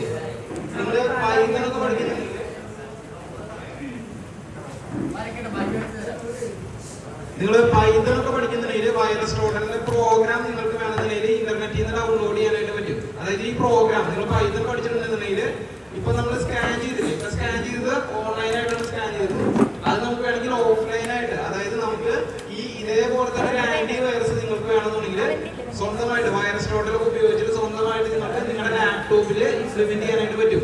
ജസ്റ്റ് ഗൂഗിളിൽ പോയിട്ട് വൈറസ് ലോഡർ പൈത്തൺ കോഡ്, അല്ലെങ്കിൽ നിങ്ങൾ ഏത് ലാംഗ്വേജ് പഠിക്കണമെന്ന് വെച്ച് കഴിഞ്ഞാൽ ആ ലാംഗ്വേജിന്റെ പേര് നിങ്ങൾക്ക് ജാവ പഠിച്ചിട്ടുണ്ടെങ്കിൽ വൈറസ് ലോഡർ ജാവ കോഡ് എന്ന് കൊടുത്തു കഴിഞ്ഞാൽ അതിന്റെ ജാവയിലുള്ള ഇംപ്ലിമെന്റേഷൻ കിട്ടും. ഇതുപോലെ C++, പൈത്തൺ, PHP അങ്ങനെ എല്ലാ ലാംഗ്വേജിലും നമുക്ക് ഇത് കിട്ടും. നിങ്ങൾക്കപ്പോ ഏത് ലാംഗ്വേജിലാണ് നിങ്ങൾ പ്രോഗ്രാം ചെയ്യാനായിട്ട് കോൺഫിഡന്റ് ആയിട്ടുള്ളത് ആ ലാംഗ്വേജിലെ വൈറസ് ലോഡറിൽ ഉപയോഗിച്ചുള്ള കോഡ് നിങ്ങൾക്ക് ഡൗൺലോഡ് ചെയ്യാനായിട്ട് പറ്റും.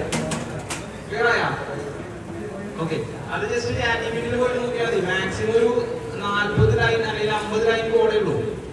ഓക്കെ, അതായത് നിങ്ങൾ റെക്കോർഡിലൊക്കെ പ്രോഗ്രാം എഴുതുന്നില്ലേ, റെക്കോർഡിലൊക്കെ പ്രോഗ്രാം എഴുതുമ്പോൾ റഫ് റെക്കോർഡിലൊക്കെ പ്രോഗ്രാം എഴുതാറില്ലേ, ആ എഴുതാൻ തുടങ്ങിയിട്ടില്ലേ, സ്റ്റാർട്ട് ചെയ്തില്ലേ, എഴുതി തുടങ്ങിയില്ലേ, നിങ്ങൾ പ്രോഗ്രാംസ് റെക്കോർഡിലൊക്കെ എഴുതി തുടങ്ങും. അപ്പൊ ആ ഒരു പ്രോഗ്രാം എഴുതാനായിട്ട് എടുക്കുന്ന അത്രയും നമ്പർ ഓഫ് ലൈൻ ഉപയോഗിച്ചിട്ട് നിങ്ങൾക്ക് വേണമെന്നുണ്ടെങ്കിൽ സ്വന്തമായിട്ട് വൈറസ് ലോഡറൊക്കെ പോലെയുള്ള എന്താ പറയാ പ്രോഗ്രാംസ് ക്രിയേറ്റ് ചെയ്യാൻ പറ്റുന്നു. ആന്റി വൈറസ് അല്ലെങ്കിൽ മാൽവെയർ സ്കാനർ കാര്യങ്ങളെല്ലാം ക്രിയേറ്റ് ചെയ്യാൻ പറ്റുമെന്നാണ് പറഞ്ഞത്. ഓക്കെ അല്ലേ?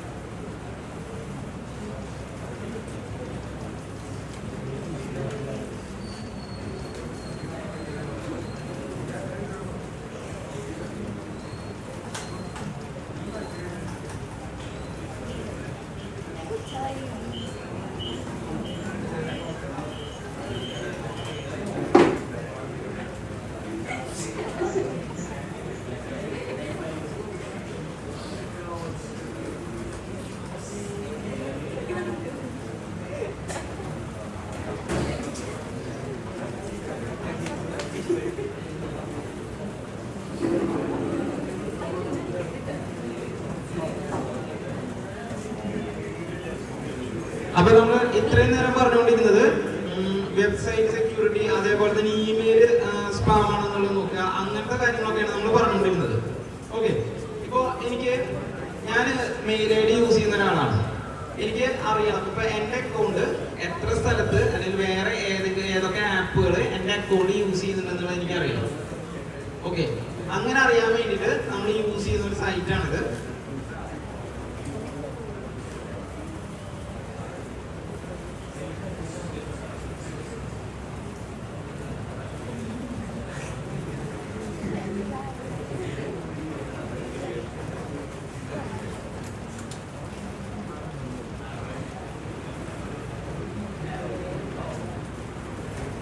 സിസ്റ്റം ആക്കാൻ പറ്റും നിങ്ങൾക്ക്?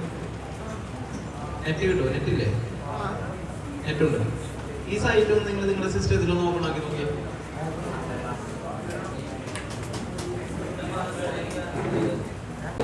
ഫയല് കൊടുത്തു കഴിഞ്ഞാല് നമുക്ക് അത് സേഫ് ആണോ അല്ലേ എന്നുള്ളത് നമുക്ക് ഇവിടെ കണ്ടുപിടിക്കാനായിട്ട് പറ്റും അല്ലെ. പിന്നെ ഞാൻ നേരത്തെ പറഞ്ഞില്ലേ ഫയല് മാത്രം പോരാ. ഫയൽ എന്ന് പറയുമ്പോൾ എന്താണ്, അത് മാൽവെയർ ആയിരിക്കും.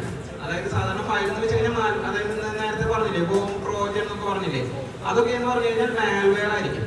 അപ്പൊ നമുക്ക് മാലീഷ്യസ് ആയിട്ടുള്ള സോഫ്റ്റ്വെയർസ് ഉണ്ടോ ഇല്ലേ എന്നുള്ളത് നമ്മുടെ കമ്പ്യൂട്ടറിൽ ഇൻസ്റ്റാൾ ചെയ്തിട്ടുണ്ടോ ഇല്ലേ എന്നുള്ളത് നമുക്ക് എന്ത് വെച്ചിട്ട് ചെക്ക് ചെയ്യാൻ പറ്റും. ഇതേപോലെ തന്നെ വൈറസ് ടോട്ടൽ വെച്ചിട്ട് നമുക്ക് ചെക്ക് ചെയ്യാനായിട്ട് പറ്റും. അതുപോലെ ഞാൻ നേരത്തെ പറഞ്ഞില്ലേ ഫിഷിംഗ് എന്ന് പറഞ്ഞില്ലേ, ഫിഷിംഗ് അറ്റാക്സ് കാര്യങ്ങൾ എന്തെങ്കിലും ഉണ്ടോ എന്നുള്ളത് ചെക്ക് ചെയ്യാൻ വേണ്ടിയിട്ട് നമുക്ക് ഈ വൈറസ് ടോട്ടലിനുള്ളിൽ തന്നെ URL എന്ന് പറഞ്ഞൊരു ഓപ്ഷൻ ഉണ്ട്. അതായത് നമ്മളൊരു വെബ്സൈറ്റിൽ URL കൊടുത്തു കഴിഞ്ഞാൽ ആ URL-നെ ഞാൻ നേരത്തെ പറഞ്ഞുള്ള അത്രയും അൽഗോരിതംസ് ഉപയോഗിച്ചിട്ട് ഇത് സ്കാൻ ചെയ്യും. എന്നിട്ട് അങ്ങനെ അനലൈസ് ചെയ്തിട്ട് അത് സേഫ് ആണോ എന്നുള്ളത് പ്രെഡിക്റ്റ് ചെയ്യും. ഓക്കെ, ഞാൻ എക്സാമ്പിൾ കാണിച്ചു തരാം.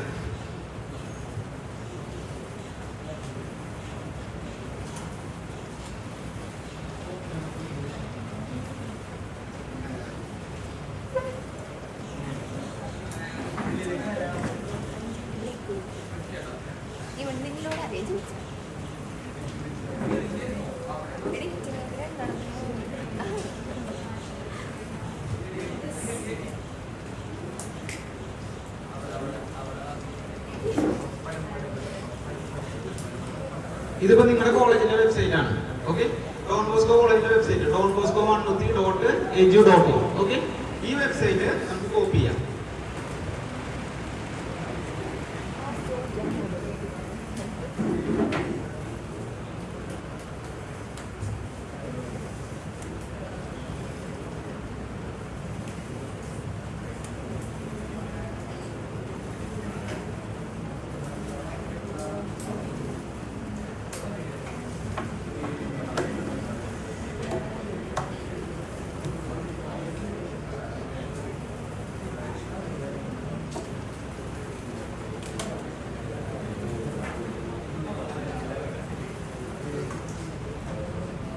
അപ്പോൾ ഞാനിവിടെ URL കൊടുത്ത് ഈ വെബ്സൈറ്റ് കൊടുത്തു. ഈ വെബ്സൈറ്റ് കൊടുത്തിട്ട് നമ്മളിവിടെ സെർച്ച് കൊടുത്തു. ഈ സെർച്ച് കൊടുത്തു കഴിഞ്ഞാൽ നമ്മൾ നേരത്തെ ഫയലൊക്കെ സ്കാൻ ചെയ്ത പോലെ, നേരത്തെ ഫയൽ സ്കാൻ ചെയ്യുന്ന സമയത്ത് അത് മാൽവെയർ അറ്റാക്ക് ആണോ നമ്മൾ നോക്കുന്നുണ്ടായിരുന്നേ. ഇവിടെയും അതേപോലെ തന്നെ ഒരുപാട് ഇപ്പൊ ഫോർട്ടിനെറ്റ് എന്നൊക്കെ പറഞ്ഞിട്ട് ഇങ്ങനെ ഒരുപാട് അൽഗോരിതംസ് ഉണ്ട്. അതായത് ഒരുപാട് കമ്പനികളുടെ ഒരുപാട് അൽഗോരിതംസ് ഉണ്ട്. ഈ അൽഗോരിതംസ് വെച്ചിട്ട് നമ്മൾ കൊടുക്കുന്ന വെബ്സൈറ്റിനെ സ്കാൻ ചെയ്തിട്ട് നമ്മുടെ വെബ്സൈറ്റ് എന്ന് പറയുന്നത് നീറ്റ് ആണോ എന്നുള്ളത് പറഞ്ഞു തരും. ഇപ്പൊ ഇതിൽ നോക്കി, മെജോറിറ്റി അൽഗോരിതംസ് എന്ന് പറയുന്നത് നമ്മൾ കൊടുത്തുള്ള വെബ്സൈറ്റ് എന്ന് പറയുന്നത് നീറ്റ് ആണെന്നാണ്. ജസ്റ്റ് ഒരെണ്ണം മാത്രം അതിലൊരു മാൽവെയർ അറ്റാക്ക് ഉണ്ടെന്ന് പറഞ്ഞിട്ട് പ്രെഡിക്റ്റ് ചെയ്യുന്നത്. അതായത് അവരുടെ അൽഗോരിതം വെച്ചിട്ട്, അതായത് ഈ AlphaMountain.ai അതെന്ന് പറയുന്നത് ഫോർട്ടിനെറ്റ് എന്ന് പറഞ്ഞുള്ള കമ്പനിയുടെ ഒരു ഫയർവാൾ ക്രിയേറ്റ് ചെയ്യുന്ന ഒരു കമ്പനിയാണ്. ഈ ഫോർട്ടിനെറ്റ് എന്ന് പറഞ്ഞുള്ള കമ്പനിയുടെ അൽഗോരിതം വെച്ചിട്ട് അവർ സ്കാൻ ചെയ്ത് കഴിഞ്ഞപ്പോൾ നമ്മുടെ ഡോൺ ബോസ്കോയുടെ വെബ്സൈറ്റ് ഒരു മാൽവെയർ അറ്റാക്ക് ഉണ്ട്. അത് ചെറിയ എന്തെങ്കിലും കേസ് ആവുള്ളൂ. ഇതുപോലെ നമുക്ക് നോക്കാനായിട്ട് പറ്റും. ഇതിന്റെ അർത്ഥം നിങ്ങളുടെ സൈറ്റിൽ ഫുള്ള് വൈറസ് ആണ്, നിങ്ങളുടെ വൈറസ് കയറുന്നൊന്നുമല്ല കേട്ടോ. അതായത് അവരുടെ അൽഗോരിതം പ്രെഡിക്റ്റ് ചെയ്യുന്നത് മേ ബി ഇതിലൊരു മാൽവെയർ അറ്റാക്ക് ഉണ്ടെന്നാണ്. ഓക്കെ, അപ്പൊ ഇതിപ്പോ നമ്മൾ ഏത് സൈറ്റ് എടുത്ത് നോക്കി കഴിഞ്ഞാൽ ചിലപ്പോൾ 1-2 അൽഗോരിതംസ് ഒക്കെ അത് ചിലപ്പോൾ വൈറസ് ആണെന്ന് പറഞ്ഞിട്ട് അല്ലെങ്കിൽ അതിൽ വൈറസ് അറ്റാക്ക് ഉണ്ടെന്നൊക്കെ പറഞ്ഞിട്ട് പ്രെഡിക്റ്റ് ചെയ്യാം. ഞങ്ങളുടെ കമ്പനിയുടെ സൈറ്റിൽ നോക്കാം.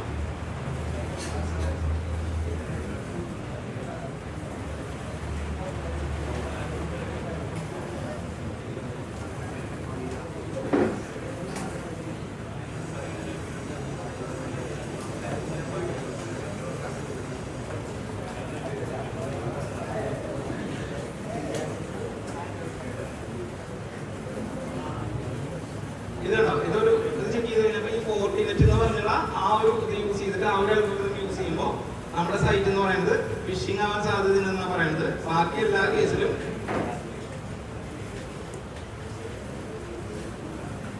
ആ വെബ്സൈറ്റ് എന്ന് പറയുന്നത് ക്ലീൻ ആണ്. മനസ്സിലായില്ലേ? ഇങ്ങനെ നമുക്ക് എന്ത് ചെയ്യാൻ പറ്റും? എല്ലാ വെബ്സൈറ്റുകളുടെയും സേഫ്റ്റി ഉറപ്പുവരുത്താനായിട്ട് പറ്റും. അപ്പൊ നമുക്കൊരു URL വന്നു കഴിഞ്ഞാല്, നമ്മുടെ മെയിലോട്ട് ഒരു URL വന്നു കഴിഞ്ഞാൽ ആ URL നമുക്ക് വേണമെന്നുണ്ടെങ്കിൽ ഈ വൈറസ് ടോട്ടലിലോട്ട് ഇട്ട് കൊടുക്കാമെന്ന്.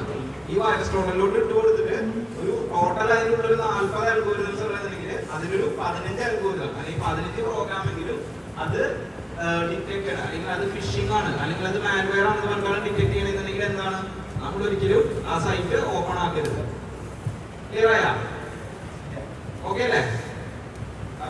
ഇപ്പോ ഏറ്റവും കൂടുതൽ അപ്പൊ നമ്മള് മറ്റേതായിട്ട് കമ്പയർ ചെയ്യുന്ന സമയത്ത് ഫിഷ് ടാങ്ക് ആയിട്ട് കമ്പയർ ചെയ്യുമ്പോൾ ഈ ഫിഷ് ടാങ്കും വൈറസ് ടോട്ടലും നമ്മൾ എങ്ങനെയാണ് വർക്ക് ചെയ്യുന്നത്, രണ്ട് നമ്മൾ എങ്ങനെയാണ് എന്താ വ്യത്യാസം എന്ന് പറയുന്നത്? ഫിഷ് ടാങ്ക് ആകുമ്പോൾ മറ്റുള്ള ആൾക്കാർ റിപ്പോർട്ട് ചെയ്തുള്ള ഫിഷിംഗ് സൈറ്റുകൾ നമുക്ക് സെർച്ച് ചെയ്യാൻ മാത്രമേ പറ്റുള്ളൂ. ആരെങ്കിലും അങ്ങനെ ഒരു വെബ്സൈറ്റ് റിപ്പോർട്ട് ചെയ്തില്ല എന്നുണ്ടെങ്കിൽ ഫിഷ് ടാങ്ക് അതിനെ ഡിറ്റക്ട് ചെയ്യില്ല. അതായത് അതിൻ്റെ ഉള്ളിൽ സിമ്പിൾ മെത്തേഡ് എഴുതിയുള്ളത് എന്തെങ്കിലും ഫിഷിംഗ് അറ്റാക്ക് ഉണ്ടെന്നുണ്ടെങ്കിൽ ആർക്ക് വേണമെങ്കിലും കയറിയിട്ട് അതിൽ റിപ്പോർട്ട് ചെയ്യാം. അങ്ങനെ റിപ്പോർട്ട് ചെയ്ത് കഴിഞ്ഞാൽ മറ്റുള്ള ആൾക്കാർ ചെക്ക് ചെയ്യുന്ന സമയത്ത് ഇതൊരു ഫിഷിംഗ് അറ്റാക്ക് ആണെന്ന് പറഞ്ഞിട്ട് കാണിക്കും. അത്ര മാത്രമാണ് ഫിഷ് ടാങ്കിന്റെ ഉള്ളിൽ ചെയ്യുന്നത്. ഓക്കെ, അതൊരു ജസ്റ്റ് ഫിഷിംഗ് റിപ്പോർട്ട് സിസ്റ്റം മാത്രമാണ്. ഓക്കെ, അല്ലാതെ ഇത് ശരിക്കും ഒരു ഫിഷിംഗ് വെബ്സൈറ്റ് ആണോ എന്നൊന്നും അത് അതിൻ്റെ ഉള്ളിൽ ഓട്ടോമാറ്റിക് ആയിട്ട് ഒരു ചെക്കിംഗ് നടക്കുന്നില്ല. പക്ഷേ വൈറസ് ടോട്ടലിന്റെ ഉള്ളിൽ നമുക്ക് 2 ഓപ്ഷൻസ് ഉണ്ട്. നമുക്ക് മാൽവെയർ അറ്റാക്സ് പോലത്തെ കാര്യങ്ങൾ, അതായത് നമുക്കൊരു ഫയലോ അല്ലെങ്കിൽ ഗ്രൂപ്പ് ഓഫ് ഫയലോ, അതായത് നമുക്ക് നമ്മുടെ ഡ്രൈവിൽ കിടക്കുന്ന, അതായത് ഇതിന്റെ ഏറ്റവും ടോപ്പിൽ നിന്ന് നോക്കിക്കഴിഞ്ഞാൽ ഈ സൈറ്റിൽ എടുത്ത് ഏറ്റവും ടോപ്പിൽ നോക്കിക്കഴിഞ്ഞാൽ കാണിക്കും 700 MB വരെയുള്ള ഫയലുകൾ. അത്രയും സൈസിലുള്ള ഫയലുകൾ വരെ നമുക്ക് വേണമെന്നുണ്ടെങ്കിൽ ഇതിലേക്ക് അപ്ലോഡ് ചെയ്ത് കൊടുക്കാം. അപ്പൊ നമ്മുടെ ഹാർഡ് ഡിസ്കിൽ കിടക്കുന്ന ഒരു ഫോൾഡറോ അങ്ങനെ എന്തെങ്കിലും അപ്ലോഡ് ചെയ്ത് കൊടുത്തിട്ട് നമുക്ക് ചെക്ക് ചെയ്യാൻ പറ്റും ഈ ഫോൾഡറിന്റെ ഉള്ളിൽ എവിടെയെങ്കിലും മാലീഷ്യസ് അറ്റാക്ക് ഉണ്ടോ, മാൽവെയർ അറ്റാക്ക് ഉണ്ടോ എന്ന് നമുക്ക് ചെക്ക് ചെയ്യാനായിട്ട് പറ്റും. അതുപോലെ തന്നെ നമുക്ക് എന്ത് ചെയ്യാൻ പറ്റും, ഒരു URL കൊടുക്കാൻ പറ്റും. ഒരു URL കൊടുത്തിട്ട് ആ URL പറഞ്ഞുള്ള കാര്യങ്ങൾ എന്തെങ്കിലും വൈറസ് അറ്റാക്കോ അങ്ങനെ എന്തെങ്കിലും കാര്യങ്ങളുണ്ടോ, അല്ലെങ്കിൽ ഫിഷിംഗ് അറ്റാക്കോ അങ്ങനെ എന്തെങ്കിലും കാര്യങ്ങളുണ്ടോ എന്നുള്ളത് നമുക്ക് ചെക്ക് ചെയ്യാനായിട്ട് പറ്റും. ക്ലിയർ ആയോ? ഡൗട്ട് ഒന്നുമില്ലല്ലോ? ഓക്കെ, ഞാനൊരു 2 മിനിറ്റ് ടൈം തരാം. ഈ ഒരു 2 മിനിറ്റ് കൊണ്ട് ഞാൻ ഈ പറഞ്ഞ കാര്യങ്ങൾ ഒന്ന് റിവൈസ് ചെയ്തിട്ട് എന്തെങ്കിലും ഡൗട്ടുകൾ ഉണ്ടെങ്കിൽ ഒന്ന് ചോദിച്ചാൽ ഒരു 2 മിനിറ്റ് ടൈം. ഓക്കെ,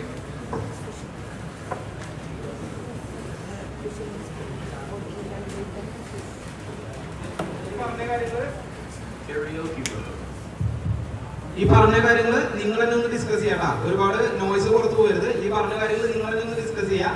എന്നിട്ട് ഈ ഡിസ്കസ് ചെയ്തതിലെ എന്തെങ്കിലും ഡൗട്ടുകൾ ഉണ്ടെന്ന്, അതായത് നിങ്ങൾ നമ്മൾ സംസാരിച്ചതിൽ എന്തെങ്കിലും ഡൗട്ടുകൾ ഉണ്ടെന്നുണ്ടെങ്കിൽ അത് നിങ്ങൾക്ക് ചോദിക്കാം. ഇപ്പൊ ഞാൻ കവർ ചെയ്തിട്ടുള്ളത് നമ്മൾ 5 തരത്തിലുള്ള സൈബർ അറ്റാക്കുകളെ കുറിച്ചിട്ടാണ് നമ്മളിവിടെ ഡിസ്കസ് ചെയ്തുകൊണ്ടിരിക്കുന്നുണ്ടായിരുന്നത്. ഇതില്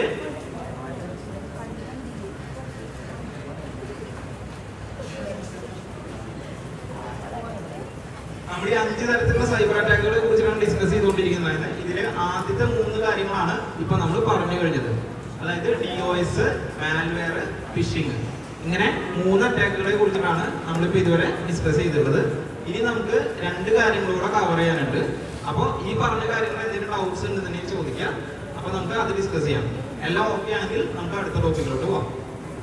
ഒരു 2 മിനിറ്റ് ടൈം കേട്ടോ.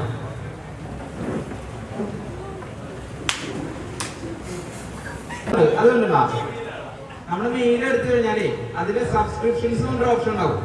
അതിന് പോയിട്ട് ഈ കാര്യങ്ങളെല്ലാം നോക്കിയിട്ട് അൺസബ്സ്ക്രൈബ് ചെയ്തിടുക. അതായത് ഞാൻ പറഞ്ഞ ക്ലിയർ ആയ നമ്മൾ സൈറ്റ് എടുത്ത് നോക്കാം.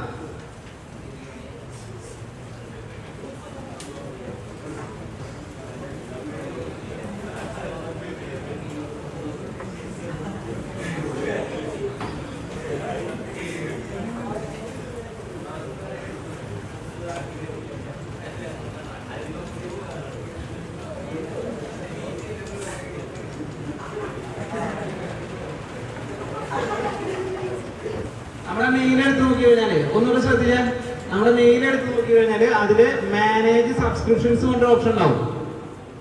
ഓക്കെ, ഇത് ക്ലിക്ക് ചെയ്യാം. ഇത് ക്ലിക്ക് ചെയ്ത് കഴിഞ്ഞാല് നമ്മൾ സബ്സ്ക്രൈബ് ചെയ്തുള്ള കാര്യങ്ങളെല്ലാം ഇവിടെ കാണിച്ചു തരും. അതായത് സബ്സ്ക്രൈബ് ചെയ്യാന്ന് വെച്ച് കഴിഞ്ഞാൽ എന്ത് ഉദ്ദേശിക്കണെന്ന് അറിയോ? നമ്മള് ചില സൈറ്റുകൾ നമ്മൾ യൂസ് ചെയ്യുന്ന സമയത്ത് നമ്മൾ അതിൽ രജിസ്റ്റർ ചെയ്യേണ്ടി വരും. ആ സൈറ്റ് ഉപയോഗിക്കണമെന്നുണ്ടെങ്കിൽ നമ്മൾ രജിസ്റ്റർ ചെയ്യേണ്ടി വരും. ഒരു എക്സാമ്പിൾ പറയുന്നത് chat G P T use ചെയ്യണമെങ്കിൽ നമ്മൾ അതിനെ രജിസ്റ്റർ ചെയ്യണ്ടേ? ഓക്കെ, അപ്പൊ അങ്ങനെ രജിസ്റ്റർ ചെയ്യുന്ന സമയത്ത് നമ്മൾ സൈൻ ഇൻ വിത്ത് ഗൂഗിൾ എന്ന് പറഞ്ഞൊരു ഓപ്ഷൻ കൊടുക്കണ്ടാവും. സൈൻ ഇൻ വിത്ത് ഗൂഗിൾ എന്ന് പറഞ്ഞ ഓപ്ഷൻ കൊടുത്തു കഴിഞ്ഞാൽ അതിന്റെ അർത്ഥം എന്താണ്? നമ്മുടെ ഇൻഫോർമേഷൻ ചാറ്റ് ജി പി ടിയുടെ സെർവറിൽ കയറി. ഓക്കെ, അപ്പൊ ഈ മാനേജ് സബ്സ്ക്രിപ്ഷൻസ് എടുത്തു കഴിഞ്ഞാൽ ഈ കാണുന്ന 4 കാര്യങ്ങൾ, അതായത് DeepSeek, Google developer program, Grok, weather API, ഈ 4 കാര്യങ്ങളിൽ എന്തുണ്ട്? എന്റെ ഇൻഫോർമേഷൻ കിടക്കുന്നുണ്ട്. മനസ്സിലായ? ഈ 4 കാര്യങ്ങളിൽ എന്റെ മെയിൽ ID കിടക്കുന്നുണ്ട്. അതായത് എന്റെ മെയിൽ ID കൊടുത്തിട്ട് ഇത് ചെയ്തിട്ടുണ്ട്.